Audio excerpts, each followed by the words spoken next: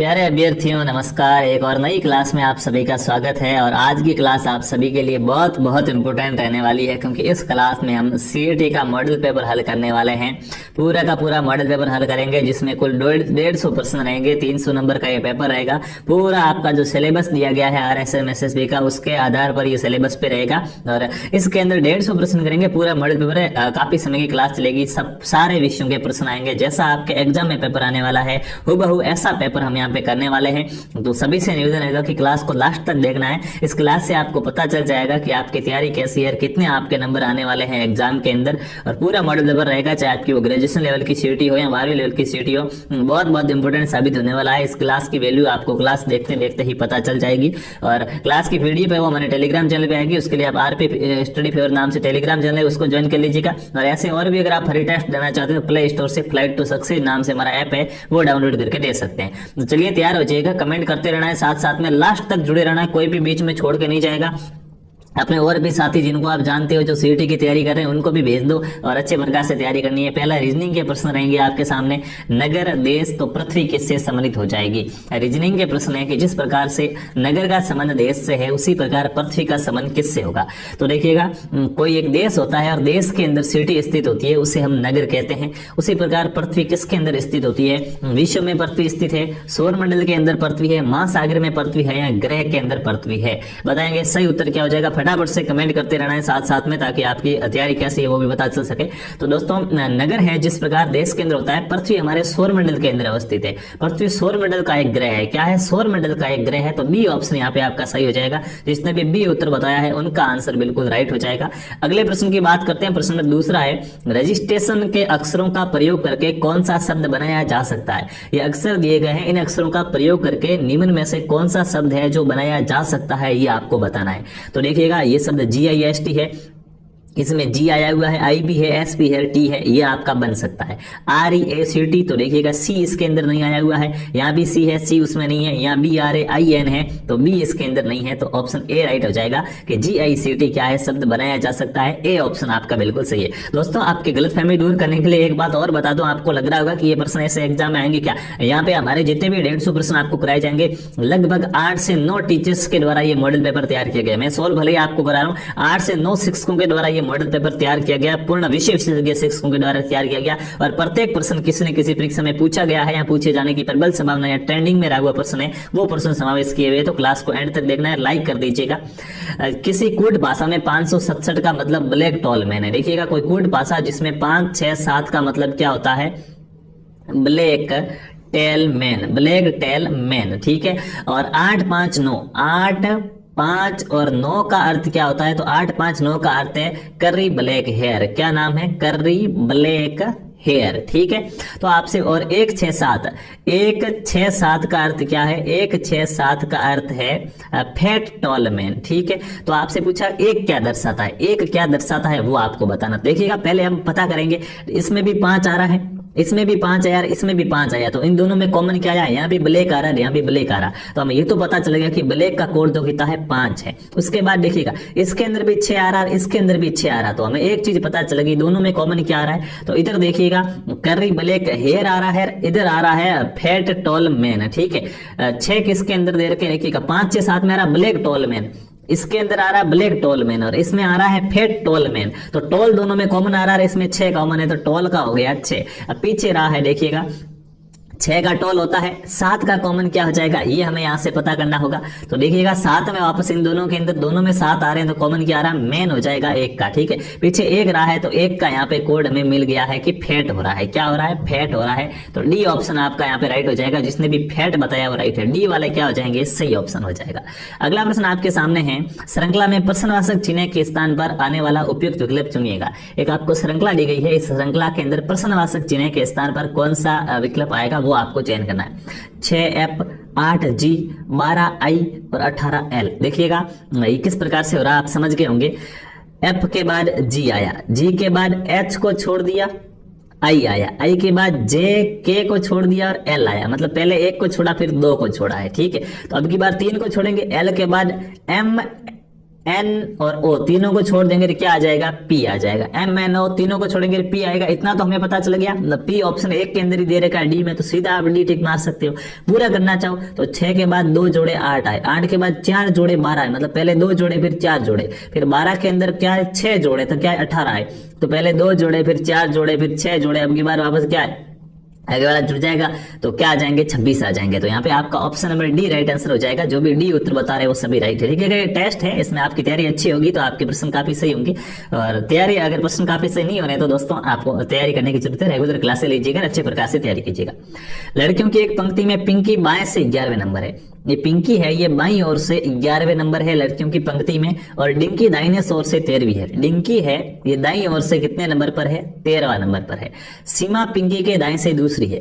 सीमा है वो पिंकी के दाएं से दूसरी, पिंकी का दायां ये हो जाएगा, यहाँ से दूसरी, मतलब 11वीं पिंकी खुद है, 12वीं और 13वीं कौन है, 13वीं है सीमा। ठीक है, ठीक है, इधर से मैं बात कर रहा हूँ। या फिर आप ऐसे भी मान सकते हैं कि भाई इधर से 11वें नंबर पे कौन खड़ी है, पिंकी खड़ी है, इधर से 13वें नंबर पे डिंकी खड़ी है, और सीमा इसकी एक जगह छोड़ के 2 जगह छोड़ के यहाँ पे क्या है, दाएं से दूसरी कौन है, सीमा है। ठीक है, उसके बाद क्या कहा गया है, दाएं से दूसरी है और डिंके के बाएं से चौथी, और ये इधर से तो इसके तो बाएं से दूसरी, इसके बाएं से चौथी है, मतलब पहली दूसरी 3 लड़कियां यहाँ पे बीच में और है। हमें पूछा कुल लड़कियों की संख्या कितनी, देखिएगा इधर 11 है, यहां तक 11 हो गई है, यहां तक 13 हो गई, तो ये 11 और 13 तो कितने हो गए 24, तो ये है ही।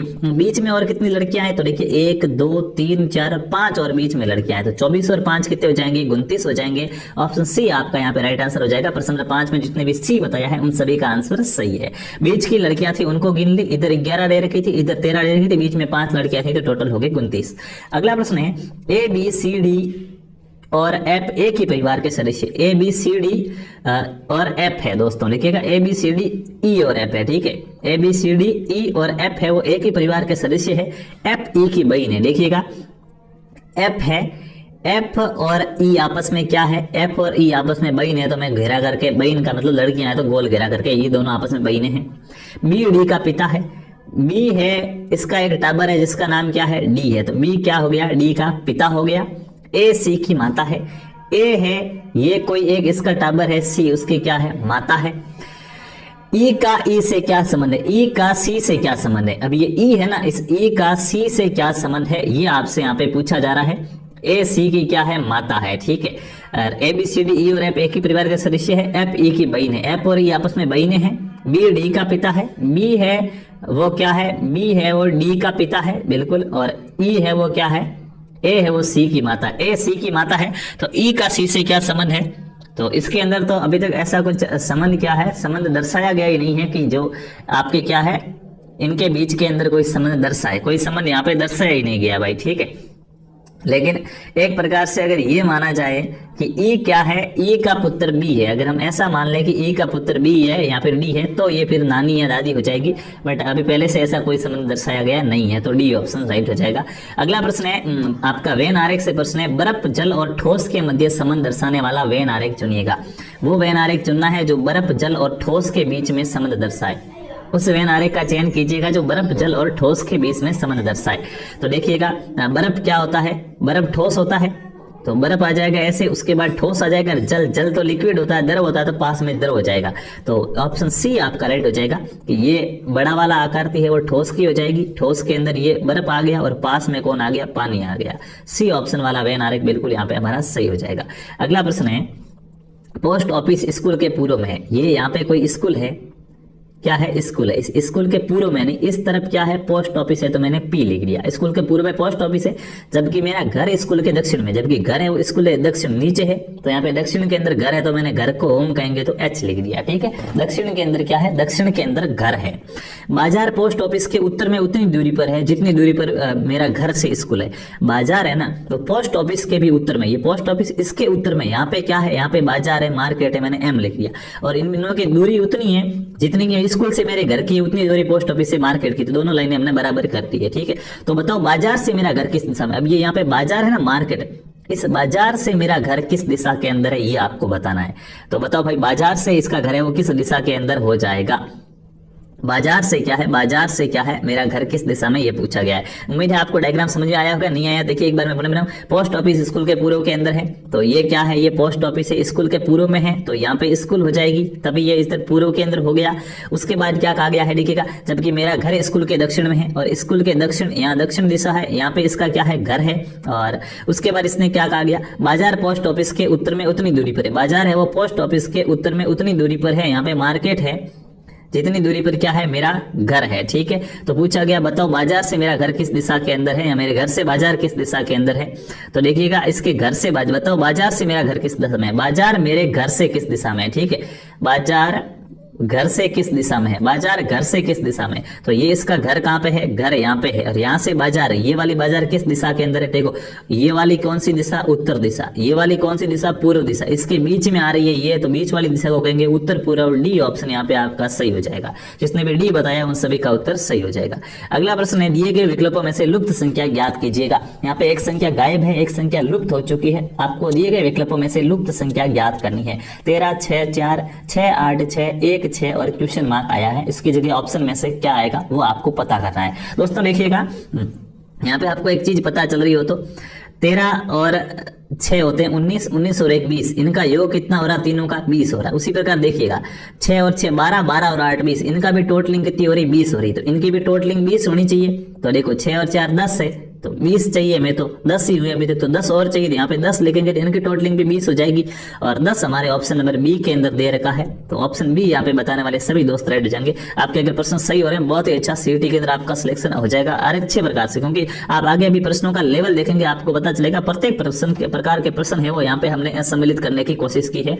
दी गई आकृति में कितने त्रिभुज है, त्रिभुज आपको बताना है। एक आकृति दी गई है, मैं इसको थोड़ी सी और भी अच्छे प्रकार से रेखांकित कर लूं ताकि आपको समझने के अंदर आसानी रहे। इस दी गई आकृति के अंदर ये आकृति यहाँ से, ठीक है, मैं इसको थोड़ा सही खींच लेता हूँ। इस आकृति में आप त्रिभुज गिनिएगा, ये इस प्रकार की आकृति है। यहाँ पे इस दी गई आकृति के अंदर त्रिभुजों की संख्या कितनी है वो आपको पता करनी है, तो गिनिएगा भाई, दी गई आकृति में त्रिभुज है वो आपके कितने हो जाएंगे। दोस्तों देखिएगा सबसे पहला ये वाला एक त्रिभुज हो गया हमारा एक, और इधर ये 1 2 दो त्रिभुज तो यहाँ पे हो गए हमारे, 2 यहाँ पे हो गए। उसके बाद देखिएगा तीसरा त्रिभुज हमारा कहाँ पे हो रहा है, तीसरा त्रिभुज ये वाला हो गया 3 3, फिर एक ये अंदर 4, एक ये अंदर 5, एक ये पूरा बड़ा, टोटल त्रिभुज कितने हो रहे हैं, 6 हो रहे हैं, और तो कहीं बन नहीं रहा है।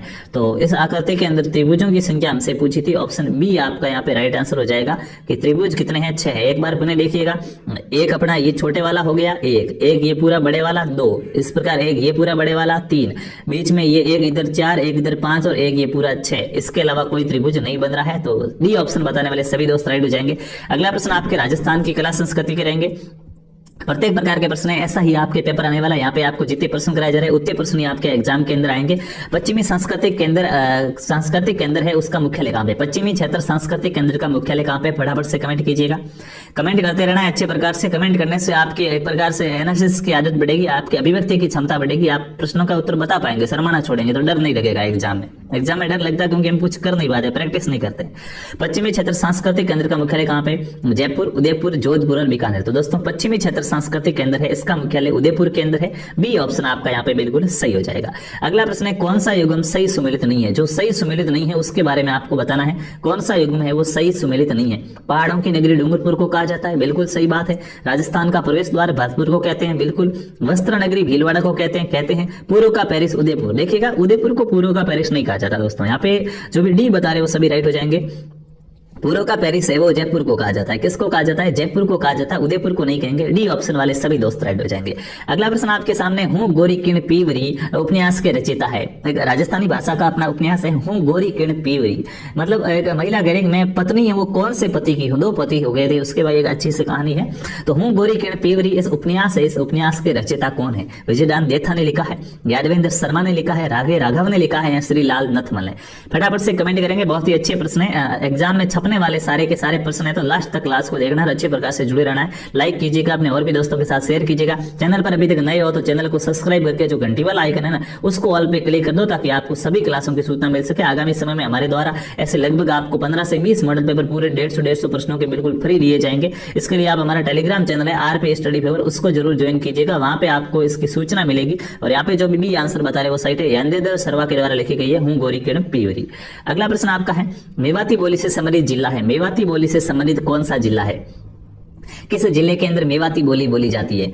जयपुर, सीकर, अलवर और कोटा। कमेंट कीजिएगा फटाफट से। मेवाती बोली से संबंधित जिला कौन सा? तो देखिएगा मेवात है वो अलवर और भरतपुर के बीच का क्षेत्र होता है, उसको कहा जाता है। तो अलवर के अंदर बोली जाएगी मेवाती बोली। सी ऑप्शन यहाँ पे दोस्तों आपका सही हो जाएगा।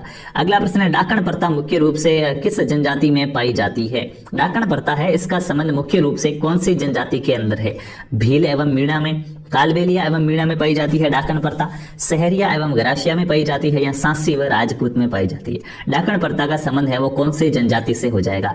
फटाफट से कमेंट करके बताना। डाकण प्रथा मुख्य रूप से मेवाड़ के क्षेत्र में प्रचलित थी, और मेवाड़ में भी मुख्य रूप से भीलों के अंदर पाई जाती थी, और भीलों के साथ में क्या है, मीणा जाति के अंदर, मीणा जनजाति में भी ये पाई जाती है। तो भील और मीणा जनजाति में डाकण प्रथा पाई जाती। ए ऑप्शन आपका राइट है। किसी महिला के संपर्क में आने से अगर बीमार वगैरह हो जाते थे तो उस महिला को या कुछ अशुभ होता था तो उस महिला को डाकण घोषित कर दिया जाता था कि ये डाकण है, अपने समाज में इसको नहीं रखना है।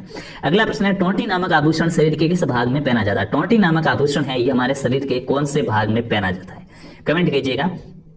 टोंटी नामक आभूषण शरीर के किस भाग में पहना जाता है? नाक में पहनते हैं, हाथ में पहनते हैं, कमर में पहनते हैं, या कान में पहनते हैं? टोंटी नामक आभूषण शरीर के किस भाग में पहना जाता है? तो डी ऑप्शन बताने वाले सभी राइट हो जाएंगे। टोंटी है वो कान में पहना जाने वाला एक आभूषण है। अगला प्रश्न आपके सामने, जोधपुरी सापे को प्रसिद्ध कराने का श्रेय किसे दिया जाता है? जोधपुरी सापा है वो पूरे विश्व भर में प्रसिद्ध है। जोधपुर का कोट और जोधपुर का सापा, मेवाड़ की पगड़ी, ये कुछ ऐसी चीजें हैं जो पूरे विश्व भर के अंदर प्रसिद्ध है, अंतर्राष्ट्रीय स्तर पर प्रसिद्ध है। तो जोधपुर का जो सापा है इसको प्रसिद्ध कराने का श्रेय किसे दिया जाता है? महाराजा केसरी सिंह को, महाराजा जसवंत सिंह को, महाराजा उदय सिंह को, या महाराजा सुमेर सिंह को? तो दोस्तों जोधपुर के शासक जसवंत सिंह जी ने इस जोधपुर के सापे को फेमस कराया था। तो बी उत्तर यहाँ पे आपका सही हो जाएगा। अगला प्रश्न है, राजस्थान का घुड़दा त्योहार कब मनाते हैं?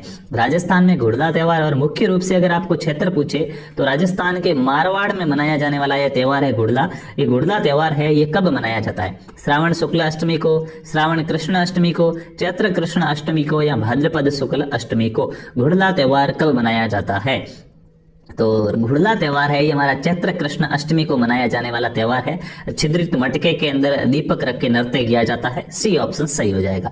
अगला प्रश्न है, गोमती सागर पशु मेला कहाँ आयोजित किया जाता है? कमेंट करके बताना है दोस्तों, गोमती सागर पशु मेला है ये कहाँ आयोजित किया जाता है? बिल्कुल ऐसे ही प्रश्न आपके एग्जाम में आएंगे। आगे आप और भी लेवल देखेंगे, पता चल जाएगा आपको। भरतपुर के अंदर, झालरापाटन में, करौली में, या अजमेर में? गोमती सागर पशु मेला कहाँ पे आयोजित किया जाता है? तो सही जवाब हो जाएगा झालरापाटन में किया जाता है गोमती सागर पशु मेला आयोजित।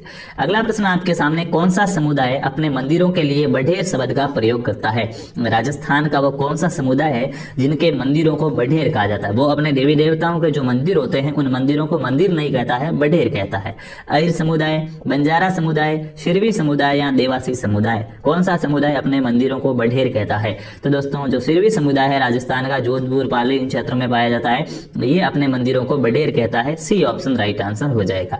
अगला प्रश्न है, तिलवाड़ा पशु मेला किस लोक देवता की स्मृति में आयोजित किया जाता है? तिलवाड़ा बाड़मेर के अंदर है जहाँ पे पशु मेला आयोजित किया जाता है। ये पशु मेला कौन से लोक देवता की स्मृति में आयोजित किया जाता है? तिलवाड़ा का पशु मेला है ये कौन से लोक देवता की स्मृति में आयोजित किया जाता है? बाबू जी, रामदेव जी, तेजा जी, या मलिनाथ जी? तो हमारा सही जवाब हो जाएगा कि जो मलिनाथ जी है, मलिनाथ जी का मेला लगता है तिलवाड़ा बाड़मेर के अंदर। डी ऑप्शन यहाँ पे सही जवाब हो जाएगा। अगला प्रश्न है, अजमेर में ख्वाजा मोइनुद्दीन किस सूफी सिलसिले से संबंधित है? अजमेर में जो ख्वाजा मोइनुद्दीन की दरगाह है, ये जो अजमेर में ख्वाजा मोइनुद्दीन है, ये मोइनुद्दीन है, ये किस सूफी सिलसिले से संबंधित है? कादिरी से, चिश्ती से, नक्शबंदी से, या सुहरावर्दी से? कमेंट करके बताना है फटाफट से। अजमेर में ख्वाजा मोइनुद्दीन किस सूफी सिलसिले से संबंधित थे? तो दोस्तों अजमेर में जो ख्वाजा मोइनुद्दीन चिश्ती कहते हैं हम, कौन से ख्वाजा मोइनुद्दीन? ख्वाजा मोइनुद्दीन चिश्ती है। तो बी ऑप्शन सही हो जाएगा, चिश्ती सिलसिले से संबंधित थे। अगला प्रश्न है, गुलाल बाई और कृष्णा कुमारी किसके लिए प्रसिद्ध है? गुलाल बाई और कृष्णा कुमारी है, इनका संबंध राजस्थान की किस कला से है, किस लोक नाट्य से है? बताओ। गुलाल बाई और कृष्णा कुमारी स्वांग लोक नाट्य से संबंधित है, नौटंकी लोक नाट्य से, गौरी लोक नाट्य से या ख्याल लोक नाट्य से। वेरी वेरी इंपॉर्टेंट प्रश्न है, सारे प्रश्न एक से एक है, बढ़ के है, 5 स्टार है। सिलेक्टेड क्वेश्चन है, काफी प्रश्न आपको एग्जाम में यहाँ से कॉपी मिलेंगे। गुलाल बाई और कृष्णा कुमारी नौटंकी लोक नाट्य से संबंधित है, बी ऑप्शन यहाँ पे आपका सही जवाब हो जाएगा। अगला प्रश्न है, लोक वाद्य यंत्र भपंग किस क्षेत्र से संबंधित है? लोक वाद्य यंत्र है जिसका नाम है भपंग है, ये भपंग किस क्षेत्र में बजाया जाने वाला वाद्य यंत्र है? बताएंगे। लोक वाद्य यंत्र भपंग किस क्षेत्र से संबंधित है? मेवात से, मेवाड़ से, मेरवाड़ा से या मारवाड़ से? भपंग है वो किस क्षेत्र में बजाया जाने वाला वाद्य यंत्र है? तो दोस्तों भपंग है वो मेवात क्षेत्र के अंदर बजाया जाने वाला वाद्य यंत्र है, ए ऑप्शन यहाँ पे आपका सही हो जाएगा। अगला प्रश्न है, लांगुरिया लोकगीत है, लांगुरिया लोकगीत है, ये किस प्रकार के लोकगीत है? आपको बताना है। लांगुरिया लोकगीत है, लांगुरिया लोकगीत किस प्रकार के लोकगीत है? विवाह गीत है, होली गीत है, भक्ति गीत है या प्रेम गीत? तो लांगुरिया केला देवी की आराधना में गाए जाने वाले गीत है, और केला देवी क्या है? देवी तीर्थ की आराधना में गीत गाए जाते हैं, उन्हें भक्ति गीत कहते हैं, सी ऑप्शन यहाँ पे आपका सही हो जाएगा। अगला प्रश्न आपका साइंस से है, शक्ति का मात्रक है, शक्ति का मात्रक क्या होता है बताना है। वेरी इंपॉर्टेंट प्रश्न है, साइंस से मात्रक का आपका एक प्रश्न कंफर्म एग्जाम के अंदर आएगा 100%। तो आपको बताना है यहाँ पे शक्ति का मात्रक क्या होता है, हर्ट्ज, वॉट, वोल्ट या न्यूटन? तो न्यूटन बल का मात्रक है, हर्ट्ज आवर्ती का मात्रक है, वॉट और वोल्ट। तो शक्ति का मात्रक वॉट होता है, इस वोल्ट और वॉट में आपको ध्यान रखना है, वॉट होता है शक्ति का मात्रक, बी ऑप्शन सही हो जाएगा। अगला प्रश्न है, प्रासरवे तरंगों की आवर्ती होती है, वेरी इंपोर्टेंट प्रश्न है, प्रत्येक एग्जाम में पूछा जाता है जहां पे विज्ञान हो। प्रासरवे तरंगों की आवर्ती कितनी होती है? 20 के हर्ट्ज से ऊपर, 20 के हर्ट्ज का मतलब है 20,000 हर्ट्ज से ऊपर, 20,000 किलो हर्ट्ज से ऊपर, 20,000 किलो हर्ट्ज से नीचे या निम्न में से कोई नहीं। के का मतलब यहाँ पे 1000 से हो जाएगा। तो दोस्तों प्रासरवे तरंगे उनकी आवर्ती 20,000 हर्ट्ज से यानी कि 20 किलो हर्ट्ज से ऊपर होती है, यहाँ पे आपका ए ऑप्शन सही हो जाएगा। अगला प्रश्न आपके सामने है, पीतल किसका मिश्रण है? आपको बताना है, जो पीतल होता है, पीतल के बर्तन होते हैं वो किसके बनाए जाते हैं? पीतल धातु किससे बनती है? पीतल किसका मिश्रण है? तांबे और जस्ते का मिश्रण होता है, यानी कि कॉपर प्लस जिंक से बनता है पीतल। तांबे और टिन से, कॉपर प्लस एसएन से बनता है। तांबे और चांदी से या तांबे और निकिल से? बताएंगे पीतल किसका मिश्रण है, बहुत ही इंपॉर्टेंट प्रश्न है। पीतल है वो तांबे और जस्ते से बनता है, ए ऑप्शन यहाँ पे आपका सही हो जाएगा। अगला प्रश्न है, निम्न में से सर्वाधिक कठोर तत्व है, निम्न में से कौन सा है जो सर्वाधिक कठोर तत्व है? सीसा, प्लेटिनम, हीरा और टंगस्टन। सबसे कठोर तत्व कौन सा है? आपसे सबसे कठोर धातु पूछी गई है, तो देखिएगा प्रकृति के अंदर सबसे कठोर धातु हीरा होती है, हीरा सबसे कठोर होता है, सी ऑप्शन यहाँ पे आपका सही हो जाएगा। अगला प्रश्न है, कार के पीछे के यातायात देखने के लिए किस दर्पण का प्रयोग किया जाता है? जो भी वाहन होते हैं, जो भी गाड़ियां होती है, उनके पीछे गाड़ी आ रही है वो देखने के लिए साइड में कांच लगे होते हैं, उन कांच में कौन से दर्पण का प्रयोग किया जाता है? पीछे के यातायात को देखने के लिए किस प्रकार के दर्पण का प्रयोग होता है? उत्तल दर्पण का, समतल दर्पण का, अवतल दर्पण का या इनमें से कोई नहीं? तो वाहनों के जो पार्श्व कांच होते हैं, जो साइड वाले कांच होते हैं, उनमें उत्तल दर्पण होता है, ए ऑप्शन यहाँ पे आपका सही आंसर हो जाएगा। अगला प्रश्न है, सिगरेट लाइटर में कौन सी गैस प्रयुक्त होती है? सिगरेट पीने के लिए जो लाइटर लाते हैं लोग, जिस पे बटन दबाने के बाद वो आग जलती है और उससे सिगरेट जलाते हैं, तो इस सिगरेट का जो लाइटर है, इस लाइटर में कौन सी गैस प्रयुक्त होती है, ये आपको बताना है। सिगरेट लाइटर में कौन सी गैस प्रयुक्त होती है? मेथेन, प्रोपेन, रेडॉन और ब्यूटेन। सिगरेट लाइटर में कौन सी गैस होती है दोस्तों? ब्यूटेन गैस पाई जाती है, डी ऑप्शन यहाँ पे आपका सही हो जाएगा। अगला प्रश्न है, कवकों के विषय के संबंध में असत्य कथन है। नहीं है कि साइंस सरल भी है, साइंस के कुछ प्रश्न बहुत अच्छे प्रकार के आ सकते हैं, जैसा हमने वनपाल और वनरक्षक की परीक्षाओं में देखा है, तो उनसे सबक लेते हुए कुछ प्रश्न आपके साइंस के ऐसे भी आएंगे कि कवकों के विषय में असंगत का मतलब गलत बात कौन सी है? कवकों का अध्ययन माइक्रोबायोलॉजी में किया जाता है, बिल्कुल सही बात है।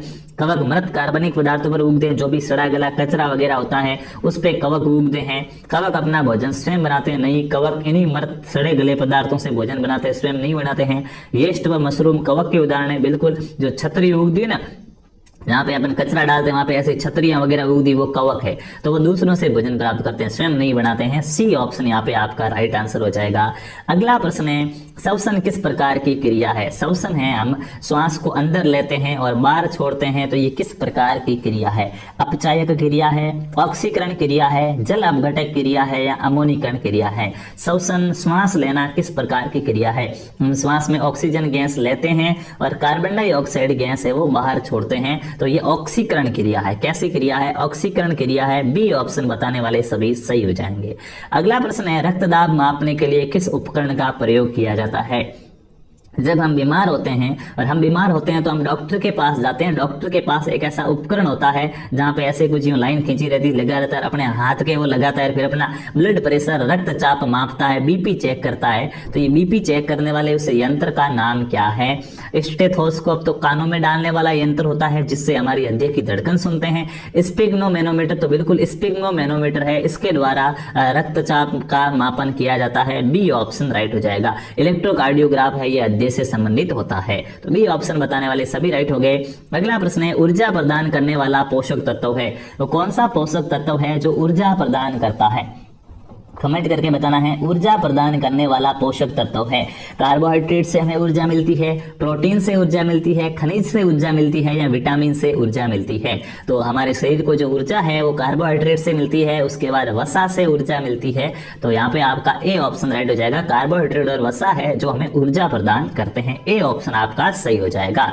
अगला प्रश्न आपके भारतीय कल्चर और भारत का जो भूगोल आपके सिलेबस के अंदर, तो भारत के भूगोल के प्रश्न है। प्रत्येक विषय के प्रश्न मिलेंगे आपको सारे। राजस्थान का भूगोल, पॉलिटी हो गई, कला संस्कृति हो गई, इतिहास हो गया राजस्थान का, इकोनॉमी के, करंट अफेयर के, गणित के, हिंदी के, अंग्रेजी के सारे प्रश्न आपको इस क्लास में मिलने वाले हैं। तो क्लास को लाइक नहीं किया तो फिर लाइक कर दीजिएगा और चैनल को सब्सक्राइब भी जरूर कीजिएगा। और यहाँ पे है, किस भारतीय राज्य को 5 नदियों की भूमि के रूप में जाना जाता है?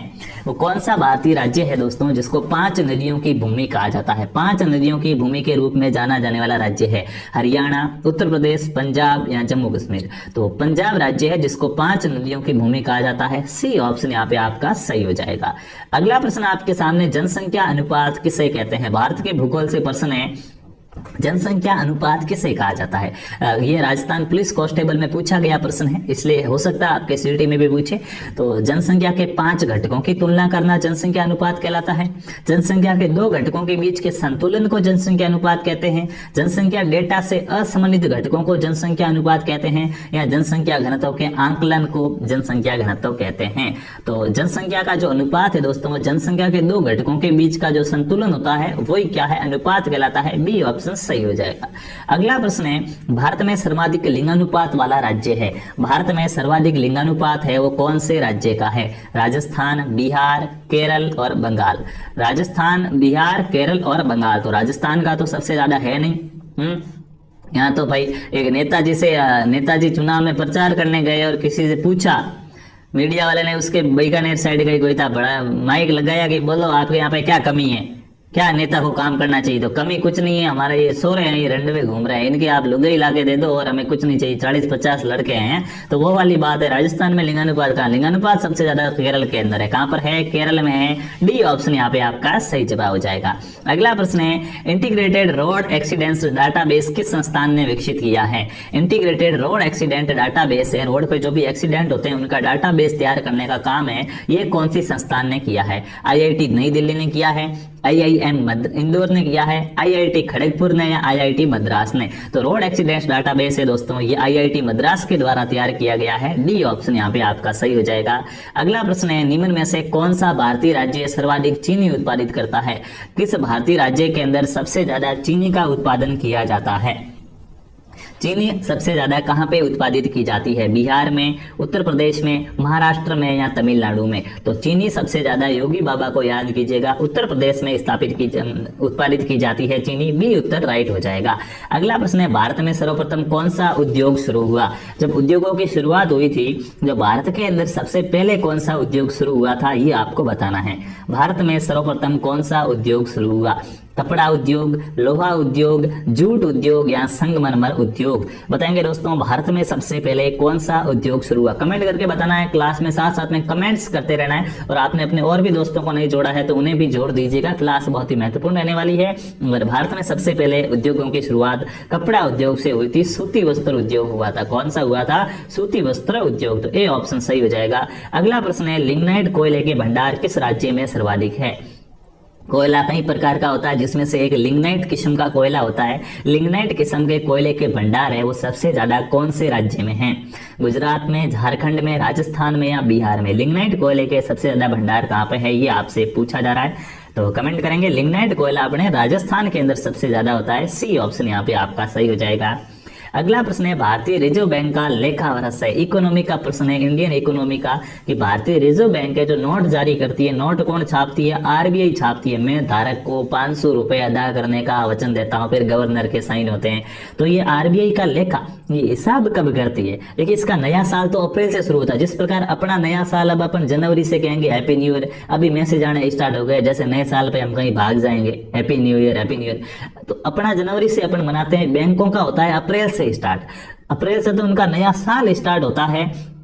और जो उनका हिसाब वगैरह होता है ना, वो हिसाब होता है जून जुलाई में। लेखा वर्ष कौन सा होता है? लेखा वर्ष हमेशा जुलाई जून होता है, जून जुलाई वाला। तो बी ऑप्शन यहाँ पे आपका दोस्तों सही हो जाएगा। बहुत ही अच्छा प्रश्न है। अगला प्रश्न है जीडीपी का पूरा नाम है। जीडीपी का पूरा नाम क्या होता है बताओ। इकोनॉमी का प्रश्न है, जीडीपी का पूरा नाम क्या है? ग्रेट डोमेन पॉजिटिविटी, सकल घरेलू प्रोसेस, सकल घरेलू उत्पाद या सरकारी घरेलू उत्पाद। तो जो यहाँ पे क्या हो जाएगा, ग्रॉस डोमेस्टिक प्रोडक्ट होता है, यानी कि सकल घरेलू उत्पाद। जीडीपी का पूरा नाम क्या हो जाएगा? सकल घरेलू उत्पाद। जिसने भी सी ऑप्शन बताया उनका आंसर बिल्कुल सही है। बहुत ही अच्छा, आपके प्रश्न सही हो रहे हैं। अगला है भारत में एकमात्र सक्रिय ज्वालामुखी बेरेन द्वीप कहाँ स्थित है। भारत का एकमात्र जो सक्रिय ज्वालामुखी है, लावा निकलता है जहां से, ये भारत का एकमात्र सक्रिय ज्वालामुखी बेरेन द्वीप है। ये बेरेन द्वीप कहाँ पे है ये आपको बताना है। अंडमान द्वीप समूह में है, निकोबार द्वीप समूह में है, लक्षद्वीप में है या मिनिकॉय के अंदर है। एकमात्र सक्रिय ज्वालामुखी बेरेन द्वीप कहाँ पे है? तो बेरेन द्वीप हमारा अंडमान द्वीप समूह के अंदर है। ए ऑप्शन बताने वाले सभी सही हो जाएंगे। अगला प्रश्न है मांजुली द्वीप किस राज्य में स्थित है। बताओ भाई, सभी को आना चाहिए। बहुत ही अच्छा प्रश्न है, इंपॉर्टेंट प्रश्न है, एग्जाम में आने वाला प्रश्न है। मांजुली द्वीप है ये किस राज्य के अंदर स्थित है? मांजुली द्वीप अरुणाचल प्रदेश में है, असम में है, त्रिपुरा में है या आंध्र प्रदेश में है? मांजुली द्वीप है ये किस राज्य के अंदर स्थित है? कमेंट करके बताएंगे मांजुली द्वीप किस राज्य में है। तो याद रखना दोस्तों, आगे से गलत मत करना। अभी सही हुआ है तो बहुत बहुत बधाई। और मांजुली द्वीप है आपका असम के अंदर स्थित है। यहाँ पे आपका बी ऑप्शन राइट हो जाएगा। मांजुली द्वीप असम राज्य में है। अगला प्रश्न है कृषि मंत्रालय के अनुसार भारत में कितने सूक्ष्म जलवायु क्षेत्र है। कृषि मंत्रालय है, उस कृषि मंत्रालय के आंकड़ों के अनुसार भारत में कितने सूक्ष्म जलवायु क्षेत्र है, छोटे छोटे जलवायु क्षेत्र है, वो भारत के अंदर कितने हैं ये आपसे पूछा जा रहा है। तो देखिएगा 15 तो वृत्त जलवायु क्षेत्र है बड़े, और 126 है ये हमारे सूक्ष्म जलवायु क्षेत्र है भारत के अंदर। बी ऑप्शन यहाँ पे आपका सही होगा। वृत्त पूछ ले तो 15 है, सूक्ष्म 127। अगला प्रश्न है क्षेत्रफल की दृष्टि से भारत का विश्व में कौन सा स्थान है। क्षेत्रफल की दृष्टि से भारत है वो विश्व में कितने नंबर पर आता है? पहला, तीसरा, दूसरा, सातवां? फटाफट से कमेंट कीजिएगा। यह प्रश्न तो किसी का गलत नहीं होना चाहिए कि क्षेत्रफल की दृष्टि से भारत का विश्व में कौन सा स्थान है। भारत विश्व में 7वें स्थान पर आता है क्षेत्रफल की दृष्टि से। जनसंख्या की दृष्टि में दूसरे स्थान पे आता है, और बहुत जल्द क्या है पहले स्थान पर आ जाएगा। अगले प्रश्न की बात करते हैं, कौन सी फसल सफेद सोना के नाम से जानी जाती है। दोस्तों कौन सी फसल होती है जिसको सफेद सोना कहा जाता है, श्वेत स्वर्ण कहा जाता है? कौन सी फसल है जिसको सफेद स्वर्ण कहा जाता है कि ये तो क्या है सफेद सोना है? गेहूं, मक्का, कपास या गन्ना? कमेंट कीजिएगा फटाफट से। कौन सी फसल को सफेद सोना कहा जाता है? बहुत ही अच्छा, कपास की फसल है उसको क्या कहा जाता है? सफेद सोना कहा जाता है। अगला प्रश्न नंबर 50 है, पेरियार टाइगर रिजर्व किस राज्य में स्थित है? आपको बताना है। पेरियार टाइगर रिजर्व है वन्य अभ्यारण्य और राष्ट्रीय उद्यानों से संबंधित प्रश्न है। पेरियार टाइगर रिजर्व है ये कौन से राज्य के अंदर स्थित है? बताओ, पेरियार टाइगर रिजर्व कौन से राज्य में स्थित है? तेलंगाना में, तमिलनाडु में, केरल में या उत्तराखंड में? पेरियार टाइगर रिजर्व कहाँ पे है?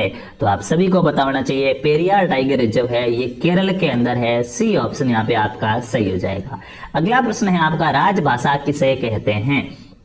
देखिएगा, ये हिंदी के प्रश्न है। हिंदी में आपके इस विशेष रूप से ध्यान रखना, सिलेबस देखना, राजभाषा का सिलेबस है। हम संधि संज्ञा सर्वनाम पढ़ के चले जाते हैं, राजभाषा पढ़ के जाना है। उसके साथ साथ पत्र लेखन दिया हुआ है, पत्र लेखन से प्रश्न आएंगे। पत्र कैसे लिखा जाता है, पारिभाषिक शब्दावली दी हुई है, कुछ इंग्लिश के शब्द आएंगे जो आपको हिंदी में बताने होंगे। तो ये चीजें नए टॉपिक जुड़े, इनको जरूर पढ़ना। और यहाँ पे राजभाषा किसे कहते हैं, जिसका प्रयोग राजा करता है, जिसमें साहित्य लिखा जाता है, जिसका क्षेत्र सारा राष्ट्र होता है, जिसका प्रयोग सरकारी कामकाज में होता है। तो बिल्कुल वो भाषा जिसका काम सरकारी कामकाज में होता है उसे राजभाषा कहा जाता है। डी ऑप्शन बताने वाले सभी यहाँ पे सही हो जाएंगे। अगले प्रश्न की बात करते हैं, हिंदी की लिपि कौन सी है। हमारी जो हिंदी भाषा है, हिंदी के प्रश्न आए हैं। अब आपके हिंदी की जो लिपि है उस लिपि का नाम क्या है। सारे विषयों के प्रश्न आएंगे, लास्ट तक जुड़े रहना है, बहुत ही अच्छे प्रकार से हम करने वाले हैं। हिंदी की लिपि कौन सी है, रोमन है, देवनागरी है, गुरुमुखी है या फारसी है। तो हमारी जो हिंदी भाषा है, इस हिंदी भाषा की लिपि देवनागरी लिपि है। बी ऑप्शन यहाँ पे आपका सही हो जाएगा। अगला प्रश्न है, किस क्रम में पार्श्विक व्यंजन है। किस ऑप्शन के अंदर पार्श्विक व्यंजन लिखा हुआ है ये आपको बताना है। किस क्रम में पार्श्विक व्यंजन है, ट, ठ, ल या च। पार्श्विक का मतलब हम जीवा से जब उसका उच्चारण करते हैं तो पास से साइड से बोला जाता है, जीवा टच हो जाती है, हवा निकलती है साइड से। तो देखो आप ल बोलो, ल बोलते ही ऊपर हमारी जीवान चिप जाती है, साइड से ल निकलता है। तो ल पार्श्विक के अंदर आएगा। सी ऑप्शन यहाँ पे आपका सही जवाब है। अगला प्रश्न है, निम्न में से कौन सा शब्द है वो संधि शब्द नहीं है। किसके अंदर संधि नहीं हुई है ये आपको बताना है। कौन सा शब्द है वो संधि शब्द नहीं है। ये गुरुपदेश है, ये छठ मूर्ति है, उच्च संकल है या मिष्टान। कौन से शब्द के अंदर संधि नहीं होती है, किस शब्द में संधि नहीं हुई है। तो गुरुधन उपदेश, गुरुपदेश, छठ मूर्ति होता है, उच्च संकल होता है, मिष्टान में कोई संधि नहीं होती है। जो मिष्टान हम लिखते हैं इसके अंदर कोई संधि नहीं होती है। डी ऑप्शन यहाँ पे आपका सही हो जाएगा। अगले प्रश्न की बात करते हैं, साधवा चरण शब्द का संधि विच्छेद किस क्रम में है। बताओ, साधवा चरण शब्द है, इसका संधि विच्छेद है वो कौन से क्रम के अंदर लिखा गया है, कमेंट करके बताना है। साधवा चरण शब्द का संधि विच्छेद किस क्रम में है। साध धन चरण से बनता है साधवा चरण, साधव धन चरण से बनता है, साधु धन आचरण से बनता है या साध धन आचरण से बनता है। तो साधवा चरण है, साधु धन आचरण से दोस्तों बनता है साधवा चरण। सी ऑप्शन यहाँ पे आपका सही हो जाएगा। जिसने भी सी बताया प्रश्न बिल्कुल सही है। किस क्रम में उपसर्ग का सही प्रयोग हुआ है। किस शब्द के अंदर उपसर्ग का सही प्रयोग नहीं हुआ। आपसे पूछा क्या उपसर्ग का सही प्रयोग नहीं हुआ, यानी किस में उपसर्ग गलत दिया हुआ है। ये कह रहा है कि दुर्योधन में दु उपसर्ग होता है, निराकरण में निर होता है, निलंबन में नी होता है, अपहरण में अप उपसर्ग होता है। तो कौन सा गलत है कि सही लिखा हुआ नहीं है, कमेंट करके बताएंगे किस में उपसर्ग का प्रयोग सही नहीं हुआ है। तो देखिएगा, दुर्योधन में दुर उपसर्ग होता है, दू नहीं होता। दुर्धन योधन, दुर्योधन होता है जो बुरा युद्ध लेके आया था। तो ए ऑप्शन राइट हो जाएगा। यहाँ पे दुर्योधन के अंदर क्या है, सही उपसर्ग का प्रयोग नहीं हुआ है। अगला प्रश्न है, अभी उपसर्ग किस अर्थ में प्रयुक्त होता है। अभी उपसर्ग है, इस अभी उपसर्ग का अर्थ क्या होता है ये आपसे पूछा गया। अभी उपसर्ग जब किसी शब्द के साथ जुड़ता है, शब्द के आगे जुड़ता है तो अर्थ क्या रहता है, किसका अर्थ निकलता है अभी उपसर्ग में। जैसे अभिमुख शब्द होता है, अभिमुख। तो अभिमुख का मतलब होता है मेरे मुख के सामने। तो मुख के सामने, अभी ने किसका अर्थ दिया, सामने का अर्थ दिया है। तो क्या हो जाएगा, अपवाद या विपरीत। सामने पास विशेष, नीचा बुराहीन, पीछे सामने। तो पीछे का अर्थ नहीं देता है, ये सामने पास या विशेष का अर्थ देता है। यहाँ पे आपका राइट आंसर क्या हो जाएगा, बी। जैसे अभिवादन करते हैं, विशेष वादन करते हैं, आपका स्वागत करते हैं। बी ऑप्शन सही हो जाएगा। अगला प्रश्न है, पुराण में एक प्रत्यय लगाने से कौन सा शब्द बनता है। एक शब्द है हमारे पास पुराण, इसके अंदर जब एक प्रत्यय लगाया जाएगा तो कौन सा शब्द बनेगा ये आपको बताना है। पुराण में एक प्रत्यय लगाने पर कौन सा शब्द बनता है, पुराणिक, पुराणिक, पौराणिक या पौराणिक। देखिए हिंदी के अंदर है ना, मात्राएं ध्यान से देखना, आपको कंफ्यूज करने के लिए ये दोनों एक जैसे, ये तो पौराणिक है, ये पौराणिक है। तो गलती से आप एग्जाम में जल्दबाजी में ऊपर वाला टिक करके मत आना, चारों ऑप्शन पढ़ने हैं। पौराणिक वाला हमारा सही ये लिखा हुआ है, पुराण धन एक से पौराणिक बनता है। अगले प्रश्न की बात करते हैं, त्रिनेत्र किस समास का उदाहरण है। त्रिनेत्र है, ये कौन से समास का उदाहरण है ये आपको बताना है। त्रिनेत्र शब्द के अंदर कौन सा समास है। कमेंट करके बताएंगे त्रिनेत्र शब्द के अंदर कौन सा समास है, अव्ययी भाव समास है, द्वंद्व समास है, बहुव्रीहि समास है या तत्पुरुष समास है। तो त्रिनेत्र तीन है, नेत्र जिसके भगवान शिव से संबंधित है, तीसरा अर्थ निकल रहा है, कौन सा समास होगा, बहुव्रीहि समास हो जाएगा, सी ऑप्शन सही हो जाएगा। अगला प्रश्न है पृथ्वी का पर्यायवाची कौन है, पृथ्वी का पर्यायवाची कौन है आपको बताना है। पृथ्वी का पर्यायवाची कौन सा होता है, दिनकर, वसुंधरा, आत्मजा या गिरी। पृथ्वी का पर्यायवाची पूछा गया, फटाफट से दोस्तों कमेंट करेंगे पृथ्वी का पर्यायवाची कौन होता है, कमेंट करके बताना है पृथ्वी का पर्यायवाची कौन होता है। तो वसुंधरा क्या है, वसुंधरा पृथ्वी का पर्यायवाची होता है, बी ऑप्शन आपका सही हो जाएगा।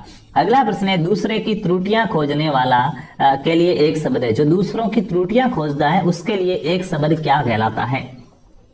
ऐसा व्यक्ति जो दूसरों की गलतियां निकालता है, दूसरों की त्रुटियां खोजता है, उसको एक शब्द में क्या कहेंगे, समीक्षक, समीक्षण, छिंद्रान्वेषण, छिंद्रान्वेषक। बताएंगे दूसरों की त्रुटियां खोजने वाले को एक शब्द में क्या कहा जाता है। तो समीक्षा करने वाला होता है समीक्षक। तो छिंद्रान्वेषण एक क्रिया है, जबकि छिंद्रान्वेषक पीछे किसी भी शब्द के पीछे क आए, क का मतलब करने वाला होता है। जैसे प्रदूषक आ गया, प्रदूषक किसे कहते हैं, जो प्रदूषण फैलाते हैं, तो प्रदूषण करने वाला प्रदूषक। उसी प्रकार छिंद्रान्वेषक यानी कि दूसरों की त्रुटियां खोजने वाला छिंद्रान्वेषक होगा, डी ऑप्शन आपका सही हो जाएगा। अगला प्रश्न है किस कर्म में यथार्थ का विलोम है।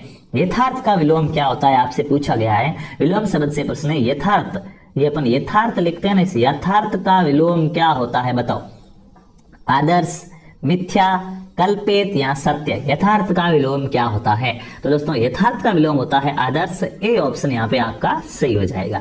अगला प्रश्न है मरीचि और मरीचि शब्द युगम का सही अर्थ होगा। दोस्तों सारे प्रश्न आपके सिलेबस को ध्यान में रख के बनाए हुए, एक से पढ़कर एक प्रश्न है, बहुत ही इंपॉर्टेंट है, एग्जाम में सीधे छपेंगे, इसलिए विशेष निवेदन है कि अपने दोस्तों को भी बताने ये प्रश्न ताकि उनका भी भला हो सके। क्लास को लाइक नहीं किया लाइक कीजिए, चैनल को सब्सक्राइब नहीं किया सब्सक्राइब कीजिए और ज्यादा से ज्यादा शेयर कीजिए। और विशेष निवेदन है क्लास को लास्ट तक देखना है ताकि आपका फायदा हो सके।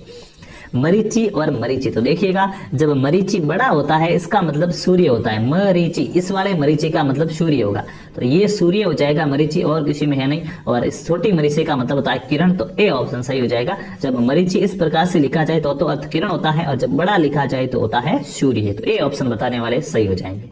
अगला प्रश्न है के लिए हिंदी पारिभाषिक शब्द है, आपसे पूछा गया ऑथेंटिक, AUNTHE, ऑथेंटिक होता है ना, ऑथेंटिक। ऑथेंटिक के लिए क्या है, ऑथेंटिक को हिंदी में क्या कहा जाता है, ऑथेंटिक के लिए हिंदी में पारिभाषिक शब्द क्या है, पारिभाषिक शब्दावली आएगी आपके एग्जाम में। ऑथेंटिक का मतलब क्या होता है, सौंदर्य युक्त, हम कहते हैं ना कि ये किताब ऑथेंटिक है, ऑथेंटिक का मतलब क्या होता है, सही, प्रामाणिक या प्रमाणित।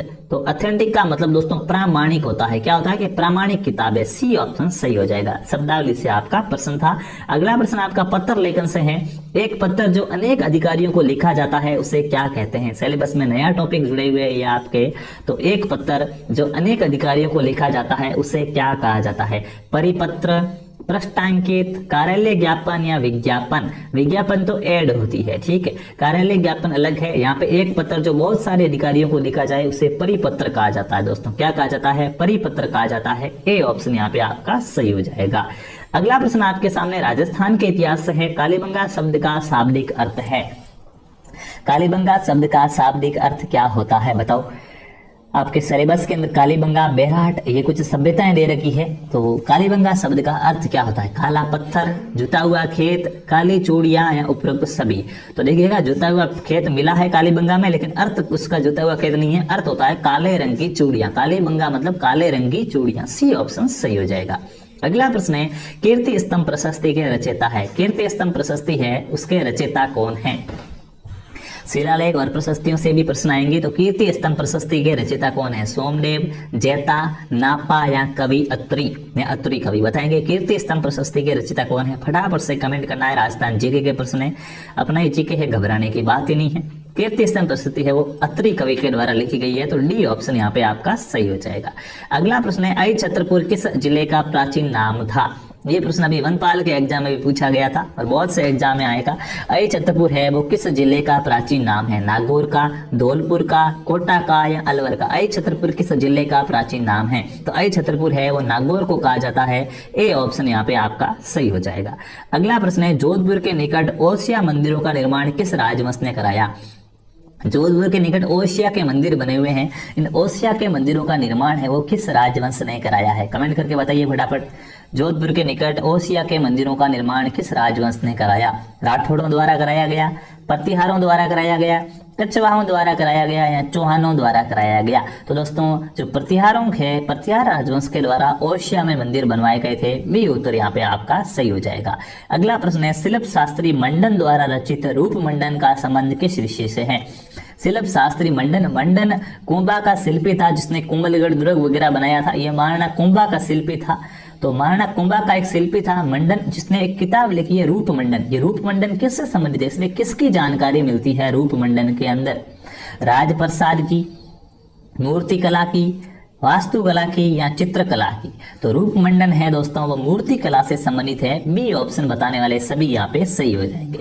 अगला प्रश्न है, टोडगढ़ रावली अभ्यारण्य में स्थित दिवेर स्थल किस राजा से संबंधित है? जो हमारा टोडगढ़ रावली अभ्यारण्य है जो अजमेर, पाली और राजसमंद 3 संभागों में फैला हुआ है। प्रश्न आ जाएगी ऐसा कौन सा अभ्यारण्य जो 3 संभागों में फैला हुआ है? तो अजमेर, पाली और राजसमंद में फैला हुआ है टोडगढ़ रावली अभ्यारण्य। तो अजमेर आ गया अलग से, पाली जोधपुर में आ जाएगा, राजसमंद उदयपुर संभाग में 3 संभागों में फैला हुआ है। तो ये इसके अंदर एक स्थान है जिसका नाम है दिवेर। ये दिवेर किस राजा से संबंधित है?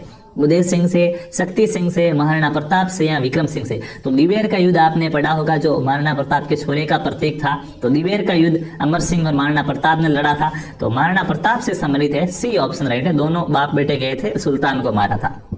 अगले प्रश्न की बात करते हैं, एशिया की सबसे बड़ी तोप जय बाण का निर्माण किसके द्वारा कराया गया? एशिया की सबसे बड़ी तोप है कौन सी? जय बाण तोप। इस जय बाण तोप का निर्माण किसने कराया था? ये जय बाण तोप है कहाँ पे? जो एशिया की सबसे बड़ी है ये हमारे जयपुर का दुर्ग है, जयगढ़ दुर्ग। जयगढ़ दुर्ग के अंदर है, जयगढ़ दुर्ग जयपुर के अंदर है। कौन सी तोप? जय बाण तोप। तो इसका निर्माण किसने कराया? मिर्जा राजा जय सिंह ने, स्वाई जय सिंह द्वितीय ने, महाराजा मान सिंह प्रथम ने या स्वाई प्रताप सिंह ने? तो स्वाई प्रताप सिंह ने तो हवा महल बनाया है। क्या बनाया है? हवा महल बनाया है। यहाँ जय बाण तोप की बात की जा रही है। जय बाण तोप है ये स्वाई जय सिंह द्वितीय के द्वारा बनाई गई थी। बी ऑप्शन यहाँ पे आपका राइट आंसर हो जाएगा। अगला प्रश्न है, मारवाड़ का भूला बिसरा नायक किसे कहा जाता है? किस शासक को या किस व्यक्ति को मारवाड़ का भूला बिसरा नायक कहा जाता है? कमेंट करके बताना है फटाफट से। मारवाड़ का भूला बिसरा नायक किसे कहा जाता है? बहुत ही अच्छा प्रश्न है। राव चंद्रसेन, राव गंगदेव, महाराजा अजीत सिंह या सूर सिंह? तो अजीत सिंह को कान का कच्चा कहा जाता है। दूसरों की बातों में आ जाता था, थोड़ा था, इसलिए इसको कान का कच्चा कहा गया।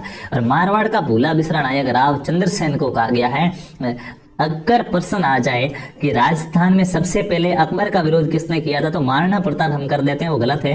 राजस्थान में सबसे पहले अकबर का विरोध राव चंद्रसेन ने किया था, इसलिए इसको मारवाड़ का प्रताप कहा जाता है। मेवाड़ के प्रताप का अग्रगामी कहा जाता है। तो ए ऑप्शन सही हो जाएगा।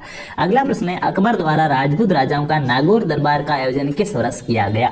अकबर ने राजपूत राजाओं के लिए एक नागौर दरबार का आयोजन किया था। नागौर के अंदर उसने अपना दरबार लगाया था, वो कौन से वर्ष लगाया गया था ये आपसे पूछा जा रहा है, बताएंगे।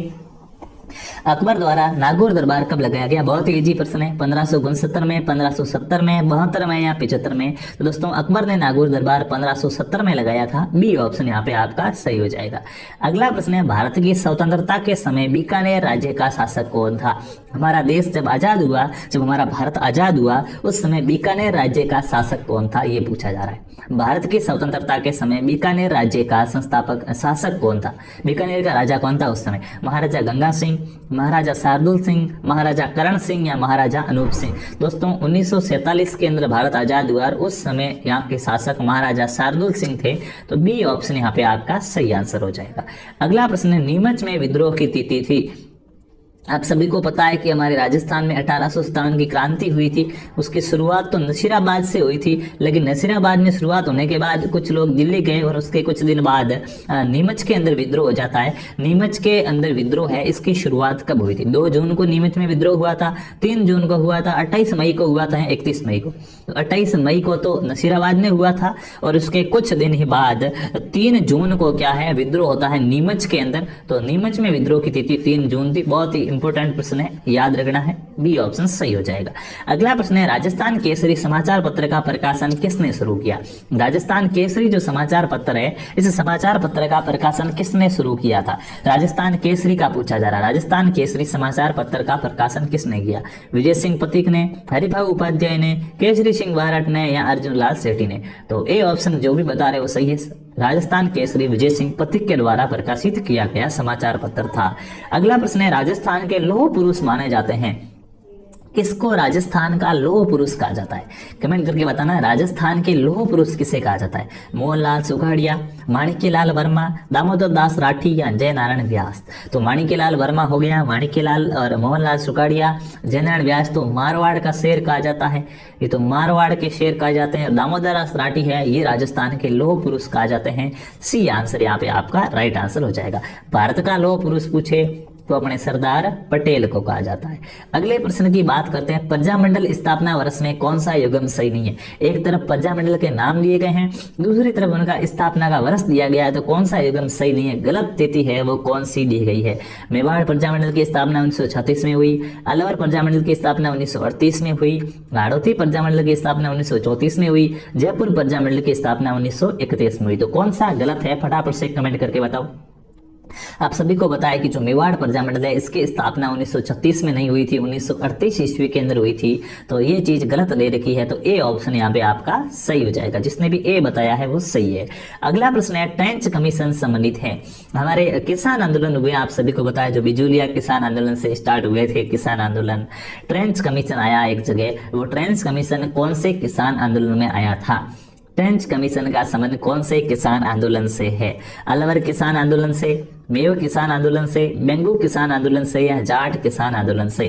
फटाफट से कमेंट करके बताना है। ट्रेंच कमीशन है ये किससे संबंधित है? तो दोस्तों ट्रेंच कमीशन है ये बेंगू का किसान आंदोलन था, उससे संबंधित है। सी ऑप्शन आपका सही हो जाएगा। अगला प्रश्न है, राज्यपाल को वेतन और भत्ते दिए जाते हैं। पॉलिटी से आपके प्रश्न आ रहे हैं आगे। एक प्रश्न बेहतरीन रहने वाला है, एग्जाम में आपके लिए कील की नींव साबित होने वाला है। राज्यपाल को वेतन और भत्ते कहां से मिलते हैं? राज्य के संचित निधि से दिए जाते हैं, भारत के संचित निधि से दिए जाते हैं, या फिर आकस्मिकता निधि से दिए जाते हैं, या किसी से भी दिया जा सकता है। राज्यपाल को पेमेंट कहां से मिलता है? तो राज्यपाल को राज्य की जो निधि होती है, राज्य की संचित निधि से उसको वेतन दिया जाता है। ए ऑप्शन बताने वाले सभी राइट हो जाएंगे। अगला प्रश्न है, विधानसभा अध्यक्ष अपना त्याग पत्र किसे देता है? जो विधानसभा का अध्यक्ष होता है दोस्तों, ये विधानसभा का अध्यक्ष है, ये अपना त्याग पत्र किसे देता है? बताओ, कमेंट करके बताना है। विधानसभा अध्यक्ष अपना त्याग पत्र किसे देता है? मुख्यमंत्री को, राज्यपाल को, उपाध्यक्ष को, या फिर भारत के उपराष्ट्रपति को? तो दोस्तों विधानसभा का अध्यक्ष है, ये अपना त्याग पत्र विधानसभा के उपाध्यक्ष को देता है। तो सी ऑप्शन राइट हो जाएगा। बहुत ही पेचीदा सवाल है, इसको याद रखना, उपाध्यक्ष को दिया जाएगा। अगले प्रश्न की बात करते हैं, भारत के किस राज्य में सर्वप्रथम महिला मुख्यमंत्री बनी थी? भारत का वो कौन सा राज्य है जिसकी सबसे पहली महिला मुख्यमंत्री बनी थी? उसकी मुख्यमंत्री वो सबसे पहले महिला बनी थी। भारत के किस राज्य में सबसे पहली महिला मुख्यमंत्री बनी थी? अगर आपको याद नहीं हो तो हिंट दे दूं आपके लिए, सुचिता कृपलानी को याद कीजिएगा। इस महिला का नाम सुचिता कृपलानी था, जो सबसे पहले किसी राज्य की मुख्यमंत्री बनती है महिला के रूप में, और ये हमारे उत्तर प्रदेश की मुख्यमंत्री बनी थी। कहाँ की मुख्यमंत्री बनी थी सुचिता कृपलानी? उत्तर प्रदेश की। ए ऑप्शन बताने वाले सभी यहाँ पे सही हो जाएंगे। अगला प्रश्न है, राज्य में वित्तीय लेखाओं पर नियंत्रण करता है। राज्य के जितने भी वित्तीय लेखाएं होता है, हिसाब किताब का काम होता है, हिसाब किताब के काम पे कंट्रोल करने का काम कौन करता है? इसका पूरा नियंत्रण कौन करता है? बताएंगे, कमेंट करके बताना। बहुत ही अच्छा प्रश्न है। राज्य के वित्तीय लेखाओं पर नियंत्रण कौन करता है? राज्यपाल करता है, मुख्यमंत्री करता है, राज्य वित्त सचिव करता है, या इनमें से कोई नहीं करता है? बहुत ही अच्छा प्रश्न है, कमेंट करके बताना। कुछ प्रश्न ऐसे भी आते हैं। तो जो CAG होता है, नियंत्रक व महालेखा परीक्षण, जिसे हम केग कहते हैं, ये केग वित्तीय लेखाओं पर नियंत्रण करता है। तो इसमें ऑप्शन नहीं है, तो डी राइट हो जाएगा कि इनमें से कोई नहीं। देखिएगा कुछ प्रश्न ऐसे भी आते हैं। डी होगा, CAG के द्वारा नियंत्रण किया जाता है, वित्त आयोग नहीं करता है। डी ऑप्शन सही हो जाएगा। अगला प्रश्न है, लोकसभा की कार्यवाही आयोजित करने के लिए अपेक्षित गणपूर्ति या कोरम है। अगर हमें लोकसभा की कार्यवाही आयोजित करवानी है तो उसके लिए गणपूर्ति या कोरम की संख्या है वो कितनी होनी चाहिए? 1/6 भाग, 1/8 भाग, 1/10 भाग, या 1/5 भाग? लोकसभा के लिए कोरम कितना है? कमेंट करके बताना है। लोकसभा के लिए दोस्तों क्वारम कितना होता है, 1/10 भाग होता है। तो यहाँ पे जो भी सी आंसर बता रहे हैं वो सभी के सभी सही हो जाएंगे। अगला प्रश्न है, राजस्थान की पहली महिला मुख्यमंत्री है, बताओ भाई राजस्थान की पहली महिला मुख्यमंत्री कौन बनी थी? कमला बेनीवाल, शारदा भार्गव, नगेंद्र बाला और वसुंधरा राजे। राजस्थान की पहली महिला मुख्यमंत्री कौन बनी थी, फटाफट से कमेंट करके बता रहे हैं। तो आप सभी को पता है कि राजस्थान की जो पहली महिला मुख्यमंत्री है वो वसुंधरा राजे बनी थी। कौन बनी थी? वसुंधरा राजे बनी थी। डी ऑप्शन यहाँ पे आपका सही जवाब हो जाएगा। अगला प्रश्न है, संविधान में हमारे राष्ट्र का उल्लेख किस नाम से किया गया है? भारतीय जो संविधान है, इस संविधान में हमारे देश का नाम क्या लिखा गया है, ये आपसे पूछा जा रहा है। भारत के संविधान के अंदर हमारा राष्ट्र जो हमारा देश है, इस देश का नाम क्या है? भारत और इंडिया नाम लिखा गया है भारत के लिए, केवल भारत लिखा गया है, हिंदुस्तान और इंडिया लिखा गया है, भारत हिंदुस्तान और इंडिया लिखा गया। बहुत ही अच्छा प्रश्न, कमेंट करके बताना है। सारे प्रश्न एक में एक प्रश्न है और बहुत ही अच्छे प्रकार से आपके लिए यूं एग्जाम की तैयारी को भरपूर मोटिवेट करने वाले होंगे।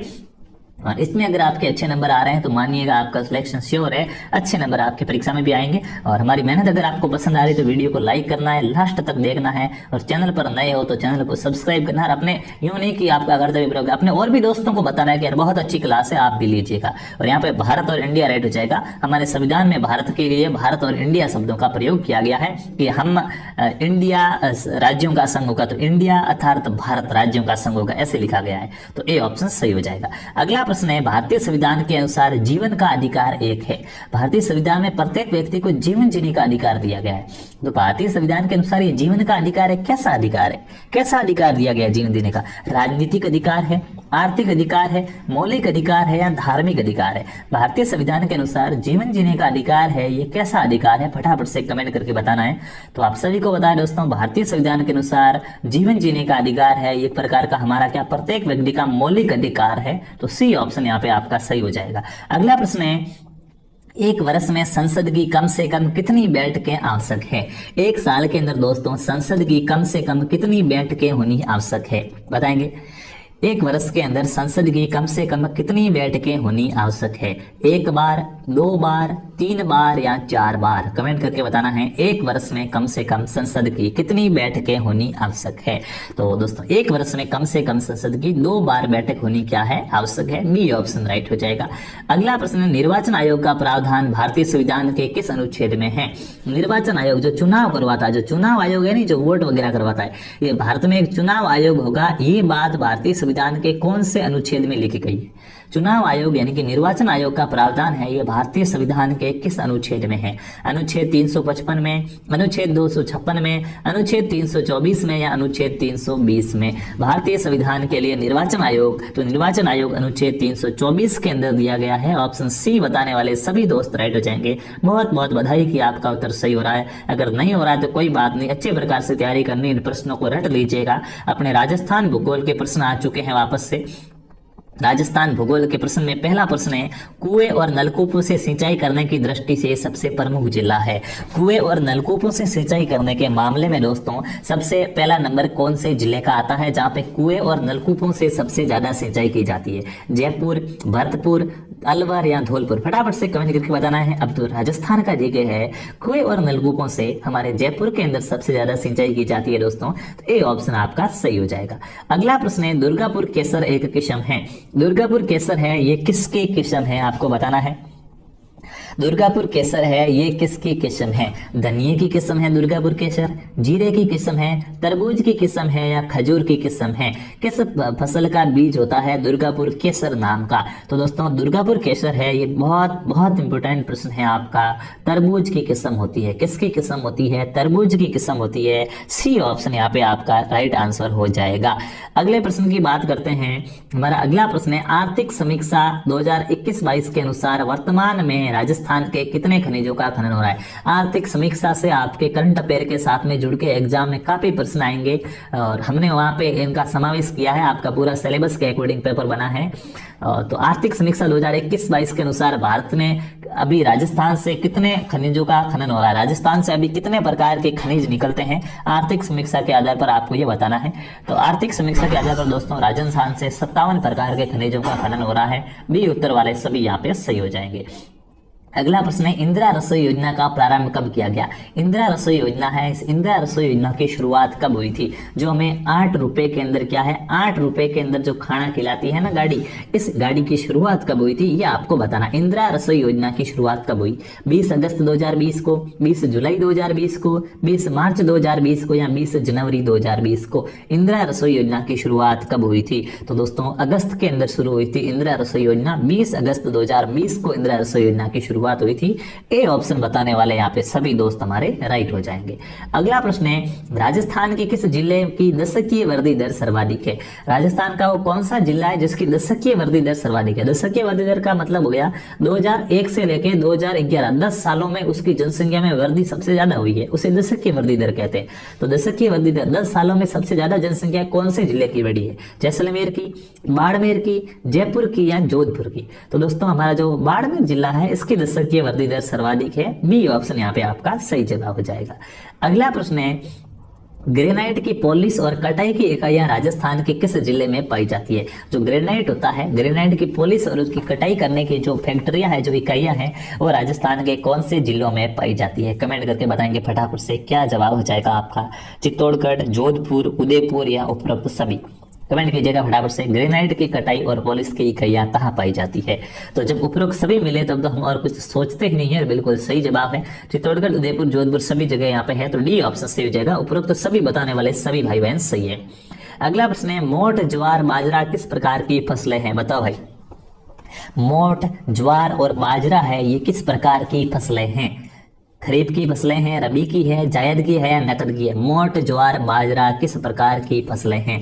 तो आप सभी को पता है मोठ, ज्वार, बाजरा गर्मियों में बोई जाती है, और जून जुलाई के आसपास जो फसलें बोते हैं हम, वो कौन सी फसलें होती है। एक प्रकार से बाजरा वगैरह ये, और ये बाजरा ये आता किस में है, तो ये खरीफ के अंदर आने वाली फसल है। ए ऑप्शन यहाँ पे आपका राइट हो जाएगा। गेहूं वगैरह होते हैं वो रबी में आते हैं, तरबूज वगैरह, ककड़ी वगैरह ये जायद के अंदर आते हैं। अगला प्रश्न है, कौन सा युगम बेमेल है। जो गलत युगम है, जो बेमेल है, उसका आपको चयन करना है।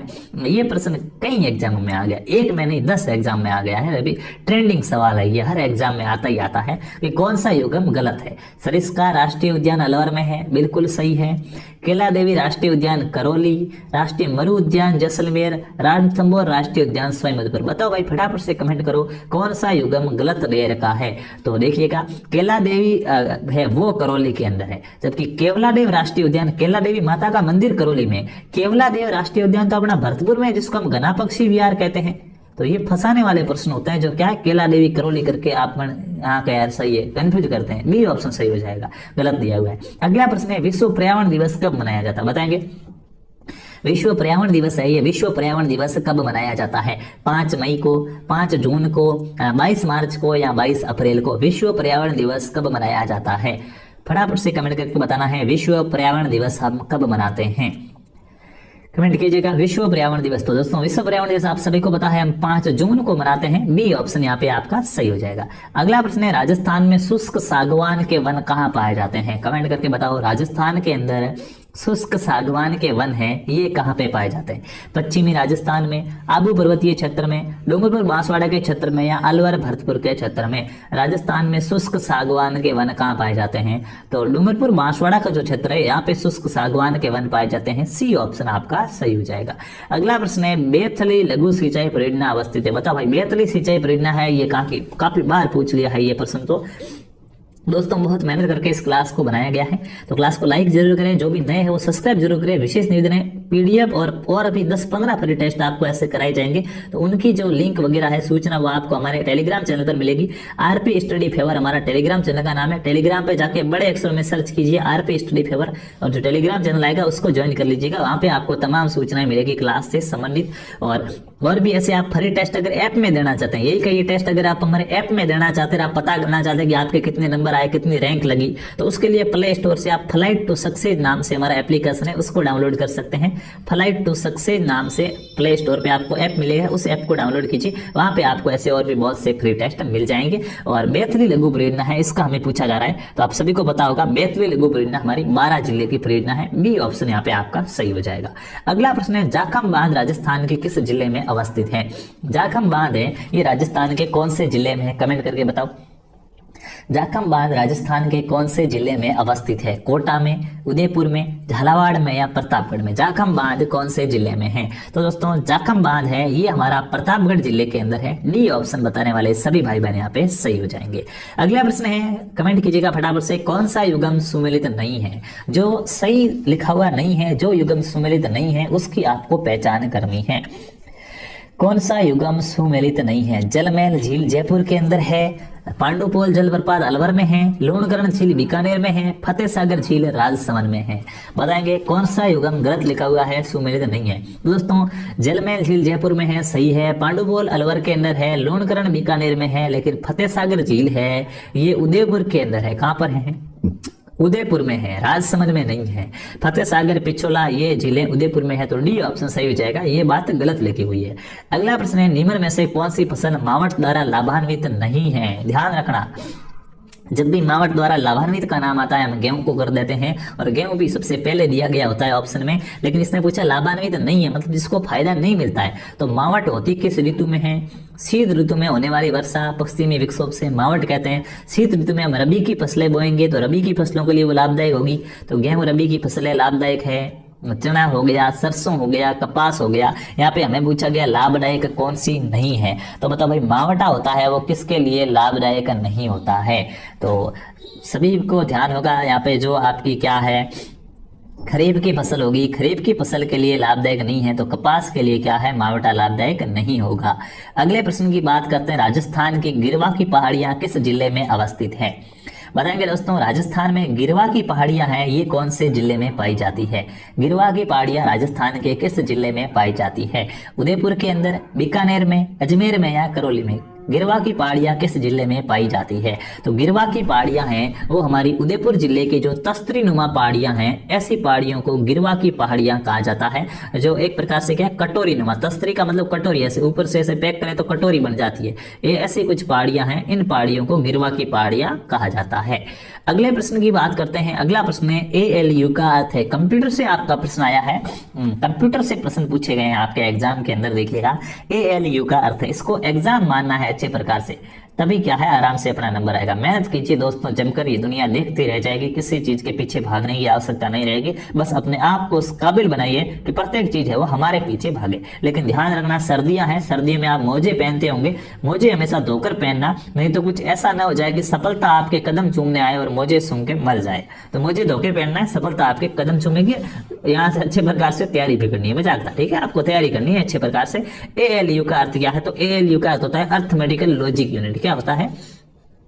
कंप्यूटर के CPU में पाई जाती है अर्थमेटिकल लॉजिकल यूनिट, जो गणनाएं करने का काम करती है। तो ए ऑप्शन यहाँ पे आपका बिल्कुल ही सही हो जाएगा। अगले प्रश्न की बात करते हैं, कौन सी डिवाइस डाटा और प्रोग्राम के बीच का अंतर समझ सकती है? कौन सी डिवाइस है जो डाटा और प्रोग्राम है इसके बीच का अंतर है वो समझ सकती है? बताएंगे कौन सी डिवाइस डाटा और प्रोग्राम के बीच का अंतर समझ सकती है? Input device, output device, memory या माइक्रो प्रोसेसर? कमेंट करके बताना है कौन सी डिवाइस डाटा और कंप्यूटर जो प्रोग्राम होते हैं उनके बीच का अंतर समझ सकती है। तो दोस्तों सही आंसर डी हो जाएगा, माइक्रो प्रोसेसर है ये डाटा और प्रोग्राम के बीच का अंतर समझ सकती है। अगला प्रश्न है, माउस के दाएं बटन पर क्लिक करने से दिखाई देता है। माउस का जो दायां बटन होता है, दाएं बटन पे जब हम क्लिक करेंगे तो हमें क्या दिखेगा, ये आपसे पूछा जा रहा है। वही जो बाएं बटन पर क्लिक करने से दिखता है, एक विशेष मेन्यू दिखेगा, कुछ नहीं होता। दाएं बटन पर क्लिक करने से, दाईं तरफ क्लिक करने से कुछ नहीं होता। बताएंगे क्या हो जाएगा? माउस के दायां बटन पे क्लिक करेंगे तो क्या होगा? तो देखिएगा माउस के 3 बटन होते हैं, एक तो ये वाला स्क्रॉल करने का, इधर बायां बटन, इधर दायां बटन। तो दायां बटन पे क्लिक करेंगे तो एक विशेष मेन्यू खुलेगा। बी ऑप्शन यहाँ पे आपका राइट हो जाएगा। कौन सा? बी ऑप्शन बिल्कुल सही हो जाएगा। अगले प्रश्न की बात करते हैं। अगला प्रश्न है, एक माइक्रोफोन होता है। माइक्रोफोन होता है ये किस प्रकार का डिवाइस होता है? Input device, output device, storage या दोनों इनपुट और आउटपुट? माइक्रोफोन है ये किस प्रकार का डिवाइस है कंप्यूटर का? फटाफट से कमेंट करके बता दीजिएगा। माइक्रोफोन किस प्रकार का डिवाइस है? तो माइक्रोफोन रिकॉर्डिंग के लिए आता है काम में, आवाज रिकॉर्डिंग करने के लिए माइक्रोफोन का प्रयोग किया जाता है। और हम जो आवाज सुनते हैं बाहर वो तो हेडसेट या ईयरफोन होता है, वो अलग होता है, वो माइक्रोफोन नहीं होता है। तो अंदर जा रही है तो इनपुट डिवाइस में आएगा। कैसे डिवाइस में आएगा? इनपुट डिवाइस में आएगा। माइक्रोफोन एक प्रकार का इनपुट डिवाइस होता है। अगला प्रश्न है, ब्लू रे डिस्क है। कंप्यूटर में काफी अच्छे खासे प्रश्न आपसे एग्जाम में पूछे जाएंगे, जिनका लेवल बेहतरीन लेवल होगा, अच्छे प्रकार से मेहनत करने की आवश्यकता रहेगी आपको। तो ब्लू रे डिस्क है ये क्या है? आईसी उपकरण है, प्रकाशिक उपकरण है, उपरोक्त दोनों है या इनमें से कोई नहीं है, बताएंगे। ब्लू रे डिस्क है, ये ब्लू रे डिस्क किस प्रकार का उपकरण है, ये आपसे पूछा जा रहा है। ब्लू रे डिस्क किस प्रकार का उपकरण है? तो दोस्तों बी ऑप्शन जो भी बता रहा है वो सही हो जाएगा। ब्लू रे डिस्क है वो एक प्रकार की प्रकाशीय उपकरण है, बी ऑप्शन आपका यहाँ पे सही हो जाएगा। अगला प्रश्न है, लिनक्स एक प्रकार का सॉफ्टवेयर है। लिनक्स है ये किस प्रकार का सॉफ्टवेयर है? बहुत ही अच्छा और बेहतरीन सवाल है, रट लेना। लिनक्स है वो किस प्रकार का सॉफ्टवेयर है? एडवेयर सॉफ्टवेयर है, ओपन सोर्स सॉफ्टवेयर है, कॉमिलर सॉफ्टवेयर है या एप्लीकेशन सॉफ्टवेयर है? लिनक्स किस प्रकार का सॉफ्टवेयर है? तो दोस्तों लिनक्स है वो ओपन सोर्स सॉफ्टवेयर है। कैसा सॉफ्टवेयर है? ओपन सोर्स सॉफ्टवेयर है, बी उत्तर सही हो जाएगा। अगला प्रश्न है, कंप्यूटर में समय व दिनांक प्रदर्शित होता है। कंप्यूटर के अंदर टाइम और डेट है वो कहाँ पे दिखती है, ये आपसे पूछा जा रहा है। कंप्यूटर के अंदर समय और दिनांक है, टाइम एंड डेट कहाँ दिखती है? टास्क बार में, स्टेटस बार में, सिस्टम ट्रे पर या लॉन्च पैड पर? टाइम और डेट कहाँ दिखती है? तो टाइम और डेट टास्क बार के ऊपर जो सिस्टम ट्रे होता है उस पे दिखती है। अगर सिस्टम ट्रे ऑप्शन नहीं होता तो हम टास्क बार करते, लेकिन टास्क बार के अंदर भी कहाँ पे? सिस्टम ट्रे में दिखती है, तो सी ऑप्शन यहाँ पे हमारा सही जवाब हो गया। अगले प्रश्न की बात करते हैं, विंडोज फाइल एक्सप्लोरर को खोलने के शॉर्टकट की है। विंडोज फाइल एक्सप्लोरर है उसको खोलने के लिए कौन सी शॉर्टकट की का प्रयोग किया जाता है, बताएंगे। विंडोज फाइल एक्सप्लोरर है उसको खोलने के लिए कौन सी शॉर्टकट की का प्रयोग किया जाएगा? विंडोज की के साथ ई दबाएंगे, कंट्रोल के साथ ओ दबाएंगे, विंडोज की के साथ ओ दबाएंगे या विंडोज की के साथ डब्ल्यू दबाएंगे, बताएंगे। विंडोज फाइल एक्सप्लोरर है वो कैसे खुलेगी? तो दोस्तों विंडोज फाइल एक्सप्लोरर को खोलने के लिए विंडोज की के साथ ई दबाना जाएगा, ए ऑप्शन यहाँ पे आपका राइट हो जाएगा। अगला प्रश्न आपके सामने है, एमएस एक्सेल में रो और कॉलम के बीच के विभाजन को क्या कहा जाता है? जो एमएस एक्सेल होता है जिसमें इस प्रकार की रो और कॉलम बनी होती है, तो इस रो और कॉलम के बीच की जो ये जगह है इस जगह को क्या कहा जाता है, बताएंगे। डाटा कहा जाता है, ए फील्ड कहा जाता है, ए सेल कहा जाता है या एन इक्वेशन कहा जाता है, बताएंगे। एमएस एक्सेल में रो और कॉलम के बीच के विभाजन को क्या कहते हैं? तो ये रो और कॉलम के बीच के विभाजन है, इसको सेल कहा जाता है। क्या कहा जाता है? सेल कहा जाता है। तो ए सेल आपका ऑप्शन राइट हो जाएगा। सी ऑप्शन बताने वाले सभी दोस्त राइट हो जाएंगे। अगला प्रश्न है, भारत का पहला सार्वजनिक सेवा प्रदाता इंटरनेट है। भारत का सबसे पहला सार्वजनिक इंटरनेट सेवा प्रदाता कौन है? भारत में सबसे पहले सभी के लिए नेट है वो किसने उपलब्ध कराया था? आज आप जियो पर बड़ा खुश होते हैं, वाह यार जियो फ्री आ गया, सबको नेट मिल गया, 4G आने से जिंदगी बदल गई। बिल्कुल सही बात है, लेकिन सबसे पहले भारत में नेट सार्वजनिक क्षेत्र में किसने प्रदान किया था? विदेश संचार निगम लिमिटेड ने, टाटा कम्युनिकेशन ने, इंफोसिस लिमिटेड ने या विप्रो लिमिटेड ने? तो दोस्तों देखिएगा, पहले होती थी BSNL, उसके बाद हमने की BSNL, भारत संचार निगम लिमिटेड। BSNL की सिम आती वो अपनी भारत की है, बाकी वाली सिमें सारी क्या है? दूसरी है। जियो अब वापस भारत की अंबानी ने निकाली। उससे पहले VSN होती थी, विदेश संचार निगम लिमिटेड, उसने सबसे पहले नेट दिया था भारत के अंदर। तो ए आंसर यहाँ पे आपका सही हो जाएगा। अगला प्रश्न आपके सामने करंट अफेयर का है दोस्तों। COP 27 का सम्मेलन आयोजन स्थल है। सारे प्रश्नियों रहेंगे आज, तो आप कहोगे क्लास आपके लिए राम बाण सिद्ध रहने वाली है। तो लाइक जरूर करें, शेयर जरूर करें, सब्सक्राइब जरूर करें, अपने और भी दोस्तों को जोड़ना आपकी जिम्मेदारी है। अगर आपको ये क्लास अच्छी लगी तो कमेंट कीजिएगा, हम कोशिश करेंगे कि इस चैनल पर ऐसे बहुत सारे मॉडल पेपर आपके लिए डाले जाए ताकि आपकी हेल्प हो। लेकिन उसके लिए शर्त एक रहेगी कि आपको भी इस क्लास को ज्यादा से ज्यादा शेयर करना होगा और हमें बदले में कुछ भी नहीं चाहिए। तो COP 27 सम्मेलन का आयोजन, करंट अफेयर का आपका प्रश्न है, बताएंगे COP 27 सम्मेलन का आयोजन है वो कहाँ पे हुआ? लंदन, शिकागो, मिस्र या फिर क्या है? सिंगापुर, बताएंगे दोस्तों। COP 27 है, इसका आयोजन कहाँ पे हुआ है? तो COP 27 है ये मिस्र के अंदर आयोजित हुआ है। यहाँ पे आपका राइट आंसर क्या हो जाएगा? सी हो जाएगा कि COP 27 का आयोजन है वो मिस्र के अंदर हुआ है। अगले प्रश्न की बात करते हैं। अगला प्रश्न है, कैंसर मुक्ति हेतु 9 से 14 साल की बालिकाओं के लिए निःशुल्क टीका किस अभियान के तहत लगाया जाएगा?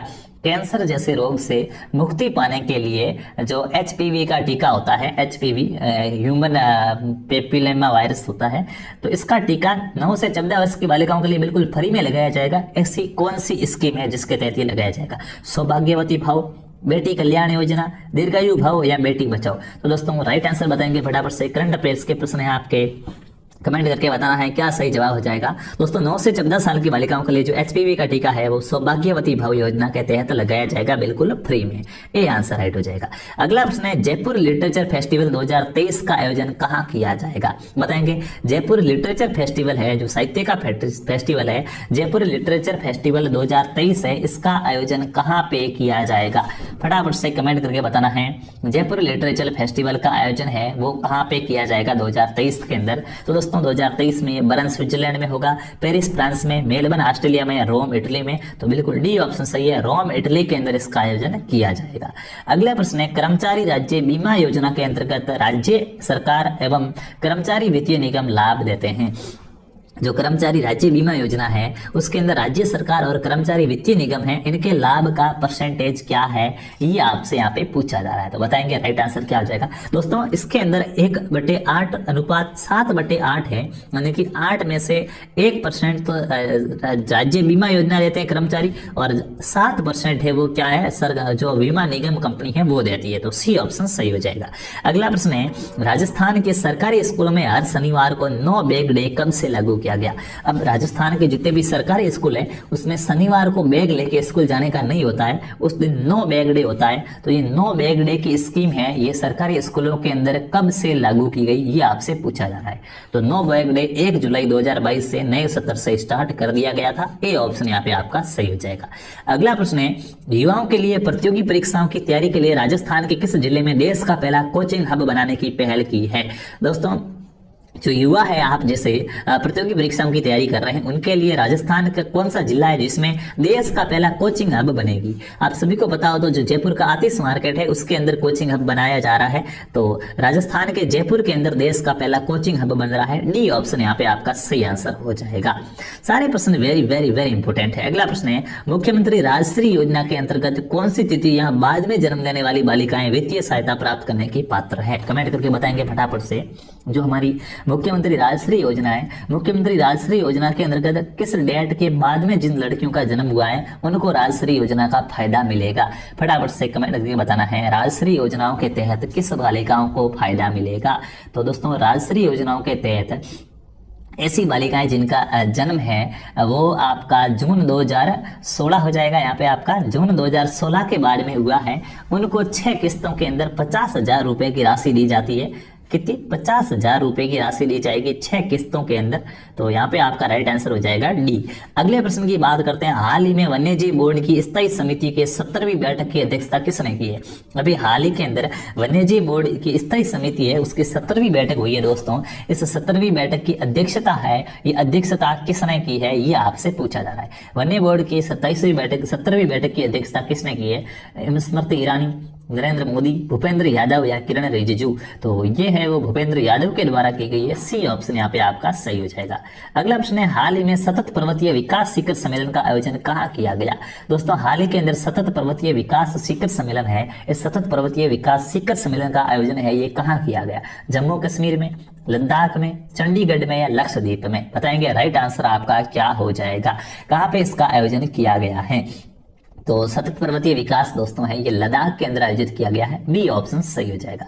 अगला प्रश्न है टेलीमानस पहल का संबंधित निम्न में से किस जिले से है? बताएंगे सॉरी किस से है, किस विभाग से है? टेलीमानस पहल है इसका संबंध किससे है आपको बताना है। टेलीमानस पहल है इसका संबंध किससे है? फटाफट से कमेंट करके बताएंगे। टेलीमानस पहल है दवा आपूर्ति से संबंधित है या अल्प पोषण से संबंधित है, मानसिक स्वास्थ्य से संबंधित है या फिर क्या है किसी और चीज से संबंधित है? तो टेलीमानस है ये मानसिक स्वास्थ्य से संबंधित है। बी ऑप्शन यहाँ पे आपका राइट आंसर हो जाएगा। अगला प्रश्न आपके सामने है इंडोनेशिया के बाली में आयोजित G20 के शिखर सम्मेलन का नवंबर सत्र था। इंडोनेशिया के बाली के अंदर G20 शिखर सम्मेलन आयोजित हुआ है, उसका जो नवंबर 2022 का सत्र था उसमें किस चीज पर बल दिया गया है ये आपसे पूछा जा रहा है। फटाफट से बताएंगे आपका राइट आंसर क्या हो जाएगा। इसमें किस चीज पर बल दिया गया था? तो इसमें खाद्य और ऊर्जा सुरक्षा और उर्वरक संकट, खाद्य और संघर्ष विराम, टैलेंट, टेक्नोलॉजी और इनोवेशन। तो खाद्य और ऊर्जा सुरक्षा के बात पर की गई यहाँ पे ए ऑप्शन सही हो जाएगा। अगला प्रश्न आपके सामने राज्य बजट 2022-23 में घोषित इंदिरा गांधी शहरी रोजगार गारंटी योजना कब लागू की गई? राजस्थान का जो 2022-23 का बजट था उसमें इंदिरा गांधी शहरी रोजगार गारंटी योजना की घोषणा की गई है। ये इंदिरा गांधी शहरी जैसे गांवों में चलती है महात्मा गांधी ग्रामीण रोजगार गारंटी योजना, उसी प्रकार शहरों के लिए इंदिरा गांधी शहरी रोजगार गारंटी योजना स्टार्ट किया गया। इसकी डेट है वो क्या है, ये आपसे पूछा जा रहा है। तो दोस्तों ये जो योजना है ये आपकी क्या है, 9 सितंबर से लागू की गई है। सी ऑप्शन सही हो जाएगा। अगला प्रश्न है, राजस्थान के किस जिले में दुर्लभ खनन यूरेनियम के उत्खनन हेतु LOI जारी की गई है? राजस्थान के कौन से जिले के अंदर जो यूरेनियम है, यूरेनियम के उत्खनन के लिए LOI जारी की गई है, बताना है। राजस्थान के किस जिले में यूरेनियम के उत्खनन हेतु LOI जारी की गई है? तो दोस्तों यूरेनियम के उत्खनन हेतु जो LOI जारी की गई है ये हमारे राजस्थान का जो सीकर जिला है, सीकर जिले के लिए की गई है। तो बी ऑप्शन बताने वाले सभी दोस्त यहाँ पे राइट हो जाएंगे। अगले प्रश्न की बात करते हैं। अगला प्रश्न है, काजरी जोधपुर द्वारा किस तकनीक के माध्यम से अंजीर की किस्म को मारवाड़ क्षेत्र में उगाने की कवायद की जा रही है? काजरी संस्थान है जो जोधपुर की, ये जो अंजीर है इस अंजीर की तकनीक, अंजीर को किस तकनीक के माध्यम से जो मारवाड़ क्षेत्र है जो जोधपुर का इलाका है उसमें अंजीर का उत्पादन करने का कार्य कर रही है, इस पे वो प्रोग्रेस कर रही है। तो बताएंगे कौन सा आपका राइट आंसर हो जाएगा। अंजीर मारवाड़ में किस तकनीक के तहत उगाई जा रही है? कलम रोपण, ऊतक संवर्धन, जीन अभियंत्रिकी या संकरण? दोस्तों ऊतक संवर्धन के माध्यम से काजरी है ये संस्था जोधपुर में अंजीर उगाएगी। बी ऑप्शन आपका राइट हो जाएगा। अगला प्रश्न आपके सामने, हाल ही में राजस्थानी भाषा को संविधान की 8वीं अनुसूची में शामिल करने की मांग की जा रही है।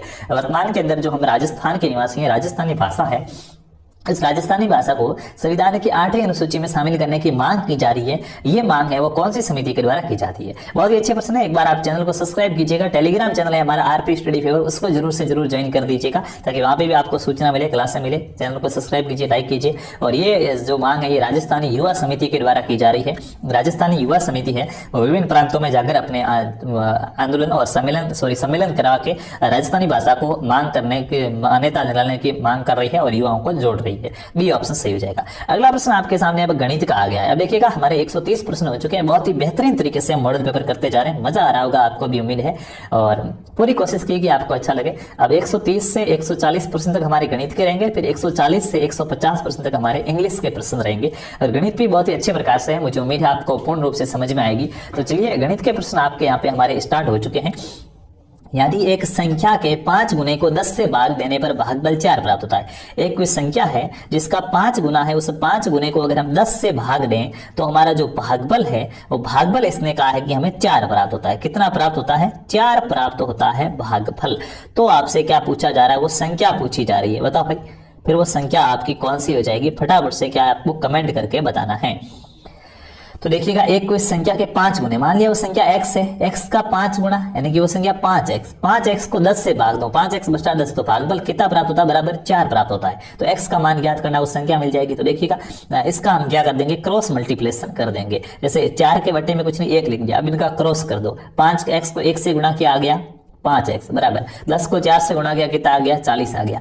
5x का मान 40 है, x का मान ज्ञात करूं तो 5 इसके गुणा में इधर जाएगा, भाग में जाएगा, तो x बराबर 40/5 हो जाएगा। 5 का भाग 40 में जाएगा 8 बार, 8 पंजा 40, तो 8 वो संख्या हो जाएगी। 8 के अंदर 8 को अगर आप 5 गुणे से भाग दे, 5 गुणे को 10 से भाग देंगे तो 4 प्राप्त होगा। जैसे 8 है, 8 का 5 गुणा 8 पंजे 40, 40 को 10 से भाग देंगे तो 4 मिलता है। बिल्कुल सही जवाब हो गया डी। ऐसे भी आप कर सकते हैं। अगला प्रश्न आपके सामने है, किसी राशि का 15% साधारण ब्याज की दर से 8 माह का साधारण ब्याज है, ये 54 रुपये हो जाएगा। किस राशि का? आपको पूछा गया कौन सी राशि जिस पर अगर 15% की दर हो तो 8 माह के अंदर साधारण ब्याज है वो 54 रुपये हो जाता है। तो देखो सबसे पहले तो माह दिया गया है, माह को हम वर्ष में बदलेंगे। 8 माह दिया गया है, एक साल में 12 महीने होते हैं, तो ये 8/12 वर्ष हो गया हमारा। ठीक है, ये हमारा समय हो गया 8/12। दर 15% दे रखी है, दर 15% दे रखी है अपनी, और हमें क्या ज्ञात करना है? मूलधन ज्ञात करना है। और सूत्र कौन सा लगेगा? साधारण ब्याज का, क्योंकि यहाँ पे इसने साधारण ब्याज दिया गया, ब्याज 54 रुपए दे रखा है। तो देखिएगा मूलधन ज्ञात कैसे किया जाता है? मूलधन बराबर दोस्तों होता है ब्याज गुणा 100। मूलधन का सूत्र क्या होता है? मूलधन बराबर ब्याज गुणा 100 बट्टे दर गुणा समय गुणा दर। क्या हो जाएगा? समय गुणा के दर। ठीक है, इस सूत्र से माध्यम से हम करेंगे। तो ब्याज कितना है? 54 रुपए है। तो यहाँ पे मैं इतना लिख नहीं पाऊंगा, लेकिन कोशिश करता हूँ। 54 रुपये ब्याज है, गुणा कितना है? 100, तो 54 गुणा के 100 बट्टे क्या है, समय। तो समय 8/12 है, 8/12 को मैं इसके नीचे में लिखूंगे तो 12 ऊपर चला जाएगा, 8 नीचे आ जाएगा। ठीक है, समझ गए आप चीज को। तो इसको लिख देंगे, 8/12 को हमने यहाँ पे लिख दिया। और उसके बाद क्या हो जाएगा, 8/12 हो गया। उसके बाद दर, दर कितनी है, 15 दर है। ठीक है, 8/12 को मैं ऐसे कर सकता हूँ, इसको सिंपल करो या सीधा भी भले लिखो, तो 12 बटे नीचे 8 हो गया, और दर कितनी, दर 15। इसको जब आप पूरा को गुणा करोगे तो उत्तर आपको 540 मिलेगा। आप गुणा करके देख लीजिएगा। तो ए ऑप्शन यहाँ पे आपका क्या हो जाएगा, सही आंसर हो जाएगा। अगले प्रश्न की बात करते हैं। 10 छात्रों की औसत आयु 20 वर्ष है। 10 छात्र है, 10 छात्रों की औसत आयु 20 वर्ष है। तो मतलब टोटल आयु कितनी हो जाएगी, 20 गुणा 10, 200 वर्ष हो जाएगी भाई। औसत का मतलब 20 वर्ष है, तो 10 छात्र है तो 200 वर्ष टोटल आयु हो गई। 5 नए छात्र आने से औसत आयु में 1 वर्ष की वृद्धि होती है। अब अगर 5 नए छात्र है ना, तो छात्र कितने हो गए, 15, और औसत आयु में 1 वर्ष की क्या हो जाती है, वृद्धि। औसत आयु अब कितनी होगी, 21 हो गई। तो अब टोटल उम्र कितनी हो जाएगी, तो आप लोग सर 15 गुणा 21 कर देंगे, उनकी टोटल आयु हमें मिल जाएगी। तो लगभग 15 गुणा 21, 300 और 15, 315 वर्ष हो जाएगी। कितनी हो जाएगी, अब 315 वर्ष होगी। तो 5 बच्चों के आने से उम्र कितनी बढ़ गई, 200 थी पहले, अब 315 हो गई, 115 साल बढ़ गई। 115 साल कितने बच्चों के आने से बढ़ी, 5 बच्चों के। ठीक है, इसने पूछा 5 बच्चों की औसत आयु क्या है, तो 5 बच्चों की, वो भाई 5 बच्चे आए तब 115 बढ़ी, तो ये तो पता चलेगा कि 5 बच्चों की आयु कितनी, 115 है। तो औसत निकाल लो, 115/5 कर दो, आपको मिलेगा 23 साल। तो 5 नए आए बच्चे, उनकी आयु का औसत कितना हो जाएगा, 23 वर्ष हो जाएगा। डी ऑप्शन आपका सही हो जाएगा। अगला प्रश्न आपके सामने है, 50 लीटर दूध व पानी का अनुपात 3:2 है। कोई 50 लीटर साथियों मिलियन है, उसके अंदर दूध है और पानी है। तो दूध और पानी का जो अनुपात है वो 3 अनुपात कितना है, 3:2 है। आपसे पूछा जा रहा है यानी इसमें 5 लीटर पानी और मिला ले, पानी 5 लीटर और ऐड कर दें तो अब इसका अनुपात क्या हो जाएगा, ये पूछा जा रहा है। बहुत ही सिंपल और इजी सा प्रश्न है, तो देखिएगा, सीधा कर लो। 3 और 2 कितनी यूनिट, 5 यूनिट। 5 यूनिट का मान कितना है, 50 है। ठीक है, देखो पूरा तो आप नहीं समझ पाओगे, हम यहाँ पे हल कर रहे हैं, लेकिन मैं कोशिश कर रहा हूँ। तो देखिएगा किस प्रकार से ऐसे प्रश्नों को आपको करना है एग्जाम में आए तो। ये 3 है, ये 2 है, तो 3 और 2 मिलके कितना बना रहे हैं, 3 और 2 मिलके 50 बना रहे हैं। मतलब 3x और 2x, 5x हो गए। 5x का मान कितना है, 50 है, तो x का मान कितना होगा, 10 होगा। तो ये दूध हो जाएगा, x को 10 आ गया, 10 को 3 से गुणा करो, 30 लीटर दूध है और 20 लीटर पानी। अनुपात निकाल लिया भाई, 50 लीटर में 3:2 है, तो 30 लीटर तो क्या दूध है, 20 लीटर क्या है, पानी है। इसने कहा 5 लीटर पानी और मिलाना है, 5 पानी और मिलाएंगे तो आप समझो यहाँ पे बात को, ये 50 था, ये 55 हो जाएगा। हाँ, और दूध तो 30 का 30 ही रहेगा, लेकिन पानी 20 से कितना बन जाएगा, 25 बन जाएगा। तो अब जो इनका अनुपात हो गया 30:25 हो गया। इसको आप सरल कर दो, 5 का भाग 25 में जाता 5 बार और 30 में जाता 6 बार, तो 6:5 आपके ऑप्शन बी में दे रखा है। बी उत्तर यहाँ पे आपका बिल्कुल सही हो जाएगा। उम्मीद है आपको ये बात समझ में आ गई होगी। अगले प्रश्न की बात करते हैं। एक 200 मीटर लंबी रेलगाड़ी 36 किलोमीटर प्रति घंटा की चाल से चल रही है। एक साथियों 200 मीटर लंबी रेलगाड़ी है, ये रेलगाड़ी कितने चल रही है, 36 किलोमीटर प्रति घंटा की स्पीड से चल रही है। तो बताओ पटरी के पास खड़े एक व्यक्ति को कितने समय में पार करेगी। पटरी के पास एक व्यक्ति खड़ा है, उसको वो कितने समय में पार करेगी, ये आपसे पूछा गया। तो देखिएगा, यहाँ तो मीटर में दे रखा है और यहाँ घंटे में दे रखा है। किलोमीटर में दे रखा होता तो या तो किलोमीटर प्रति घंटा दे रखा है या मीटर दे रखा, तो पहले हमें इस किलोमीटर प्रति घंटा को मीटर प्रति सेकंड में बदलना होगा।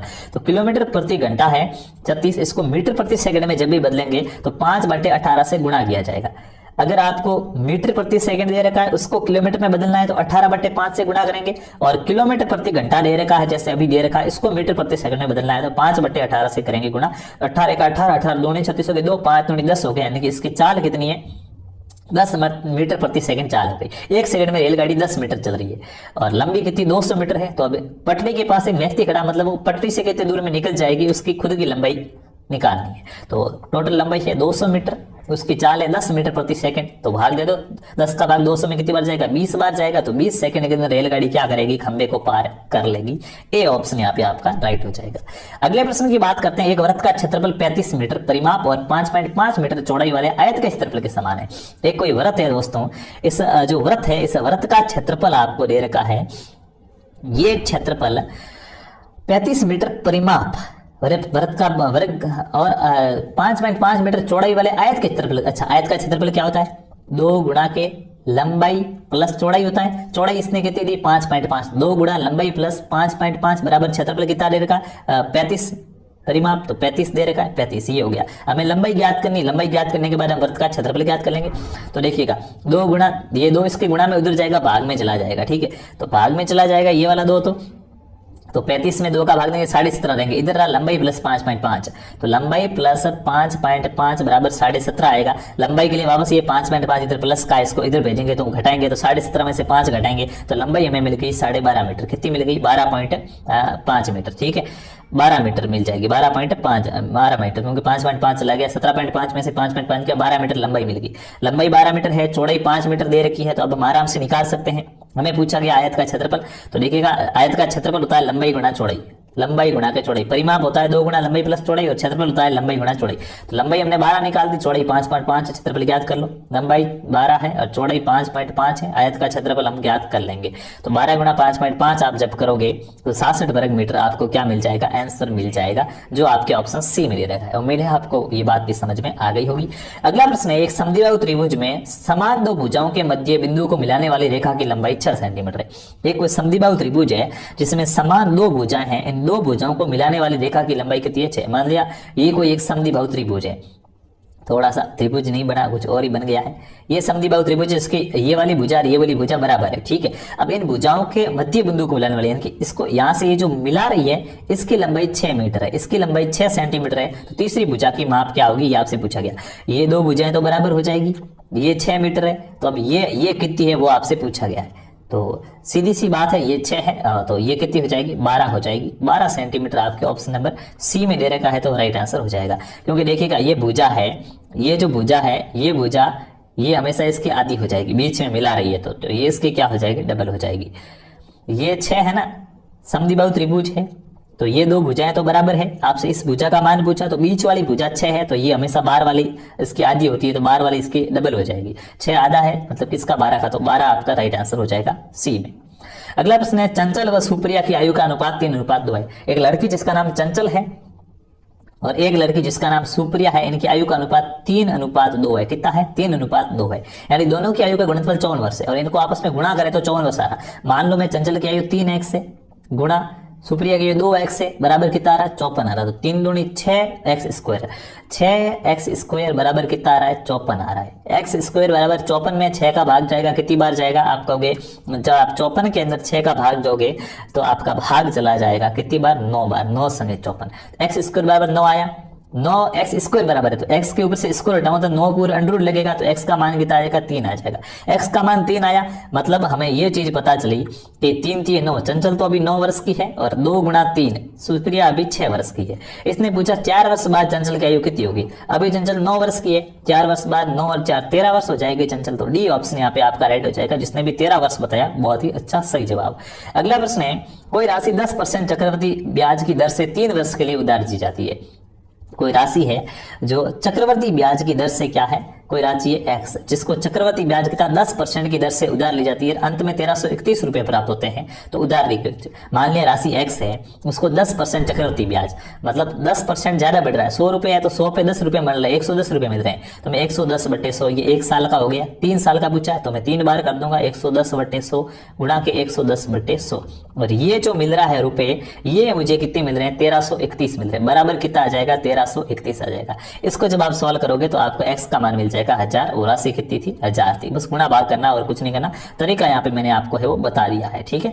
ये आपको फॉर्मूला बनेगा, यहाँ पे पूरा तो मैं लिख नहीं पा रहा हूँ, यही समस्या है, बाकी वो भी आपको बताता। देखिएगा, कोई राशि मान लिया x है, 10% चक्रवृद्धि ब्याज मतलब 110/100, ये 1 साल का हो गया। 3 साल का है तो हम 3 बार करेंगे, 110/100 गुणा के 110/100, बराबर इसने कहा कि रुपए मिल रहे हैं 1331, तो बराबर में आ जाएगा 1331। अब देखो, इस 2 जीरो से ये जीरो कट गया, इस जीरो से ये जीरो कट गया, और इधर 11 यानी कि x है वो इधर गुणा में इधर भाग में चला जाएगा। 11 गुणा 11/100, और इधर है 1331x, तो आपको आंसर मिल जाएगा 1000 रुपए, ठीक है। अगले प्रश्न की बात करते हैं। किसी चुनाव में 2 प्रत्याशी थे, कोई एक चुनाव हुआ था, उस चुनाव में 2 प्रत्याशी थे, एक का नाम ए है, एक का नाम क्या है? बी है, जिसमें एक प्रत्याशी को 65% मत प्राप्त हुए। जिसमें एक व्यक्ति है जिसको तो कितने वोट मिले? मान लिया 100 वोट थे, टोटल वोट कितने थे? 100, 65 वोट इसको मिले, और वो 2100 मतों से विजय हुआ, यानी कि 100x है, इसको 65% क्या है? वोट मिले। और कितने वोटों से जीता है? ये 2100 वोटों से जीता। इसको 65 मिले, तो इसको कितने मिलेंगे? 100 में से 65 के पीछे कितने? 35, तो इसको 35 मिले। इसको 65 मिल रहे हैं, इसको 35 मिल रहे हैं, इनके बीच का जो गैप है ये 2100 है।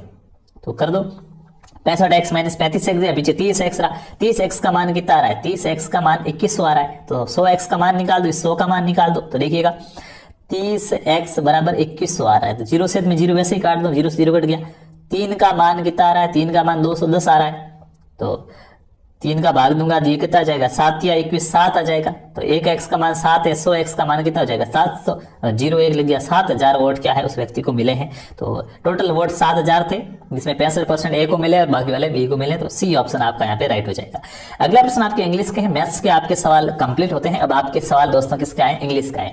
Change active and passive voice, active दी हुई है तो पैसिव बदलनी है, और पैसिव दी हुई है तो आपको क्या है, एक्टिव वॉइस के अंदर बदलना है। आपके जो इंग्लिश के प्रश्न आपके सामने आ चुके हैं, तो फटाफट से बदल के कीजिएगा, आपके क्या राइट आंसर आ जाएगा। Do not read A head novel, do not read A head novel, बताएंगे इसको आपको क्या है, चेंज करना है। किस प्रकार से करेंगे भाई, अब इंग्लिश वाले हैं तो फटाफट से क्या कर दो, आंसर दे दो। जिनको इंग्लिश आती है उनको आती है, जिनको नहीं आती है वो भाई क्या है, कोशिश करो कि आप भी क्या है उत्तर दे पाओ।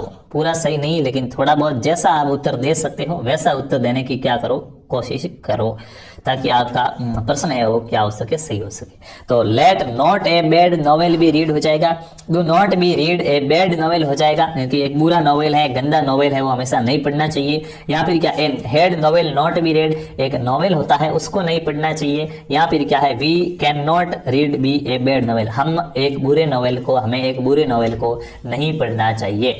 बताएंगे सही आंसर आपका क्या हो जाएगा, इंतजार रहेगा आपके कमेंट्स का। तो दोस्तों इसका जो सही आंसर हो जाएगा वो आपका हो जाएगा ऑप्शन नंबर कौन सा, यहाँ पे जो भी ए बता रहे हो राइट है। Do not read A head novel, मतलब बुरा नॉवेल हमें नहीं पढ़ना चाहिए, यहाँ पे बी है, बैड है, ठीक है। तो हो जाएगा let not a bad novel be read, यानी कि पैसिव वॉइस में बन जाएगा कि चलिए एक गंदा नॉवेल हमें नहीं पढ़ना चाहिए। ए ऑप्शन बताने वाले सभी राइट हो जाएंगे। अगला प्रश्न है change direct indirect speech, direct indirect speech में चेंज करने का प्रश्न है। डायरेक्ट स्पीच दी गई है, इसको इनडायरेक्ट स्पीच में बदलना है आपको। ही सेड, उसने कहा, I am going to school, मैं स्कूल जा रहा हूं। बताओ भाई इसको इनडायरेक्ट के अंदर कैसे बदलोगे, तो देखिए कॉमा हटेगा, दैट लगेगा, सेड का क्या बन जाएगा, आपको इतना पता होना चाहिए कि जो सेड दिया हुआ है इस सेड का आपका क्या बन जाएगा। तो आप कहोगे जो सेड है इस सेड का हमारे बन जाएगा यहाँ पे ही सेड, तो सेड का तो कुछ नहीं बनता, सेड मी या टू आगे कुछ और होता तो कुछ बनता, तो सेड का सेड ही रहेगा, कॉमा हटेगा दैट आ जाएगा, आई का हो जाएगा ही, एम का हो जाएगा वाज, टेंस चेंज हो गया, और गोइंग टू स्कूल, तो he said that he was going to school, passive indirect speech में बन जाएगा। डायरेक्ट स्पीच दी हुई थी he said I am going to school, indirect हो जाएगी he said that he was going to school, a option सही हो जाएगा। अगला प्रश्न है 10 कैंडिडेट्स खाली जगह फॉर द इंटरव्यू, 10 कैंडिडेट है और फॉर द इंटरव्यू बीच में क्या आएगा वो आपको पूछा गया, turn up, turn down, turn over या फिर टर्न आउट। बताएंगे 10 कैंडिडेट्स खाली जगह फॉर द इंटरव्यू, बताएंगे आपका सही आंसर क्या हो जाएगा। तो दोस्तों इसके अंदर आ जाएगा turn अप्ड, 10 candidates turn अप्ड for the interview, A option सही हो जाएगा। अगला प्रश्न है select the option that means the same us the following procedure, एक कहावत यहाँ पे दी गई है, इस कहावत का जो सही अर्थ निकाले वो ऑप्शन चुन करना। One who is out going, one who is out going जो बाहर रहता हो या बाहर गया है, मतलब प्रवासी वगैरह के लिए कहा जाता है, तो उसके लिए एक शब्द क्या हो जाएगा, कहावत के अंदर आपका ये निकालना है। तो बताएंगे आपका राइट आंसर क्या हो जाएगा यहाँ पे, वन हु क्या है, हु इज आउट गोइंग यानी कि वो बाहर रहता है, तो यहाँ पे आ जाएगा वेगाबंड, इंट्रोवर्ट, एक्सट्रोवर्ट या एक्सप्लोरर, तो वेगाबंड आपका राइट आंसर हो जाएगा ए ऑप्शन। अगले प्रश्न की बात करते हैं select the correctly spelled word, सही स्पेल जो करेक्टली स्पेल्ड वर्ड है उसका आपको चयन करना है। Select the correctly spelled meaning का आपको पता लगाना है कि कौन सी मीनिंग गलत है और कौन सी मीनिंग क्या है सही लिखी गई है। तो बताएंगे राइट आंसर क्या हो जाएगा, PHILIANTHROPST सही है, BUREAUCRCOC है, PEADEATRICN ये पेडेस्ट्रेशन, ये क्या है आपकी यहाँ पे सी ऑप्शन राइट हो जाएगा, ठीक है।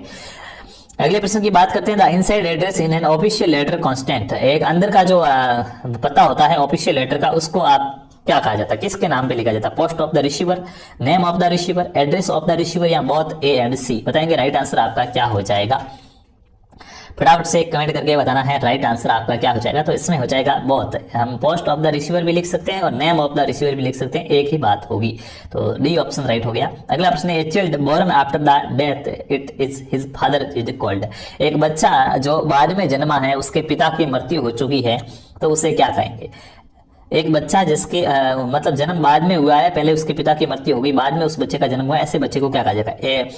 N orphan, an dropped child, a waif या ए पोस्टमैन चिल्ड। बताएंगे आपका राइट आंसर यहाँ पे क्या हो जाएगा। एक बच्चा जिसका जन्म अपने पिता की मृत्यु के बाद में हुआ है उसे हमारे द्वारा क्या कहा जाएगा?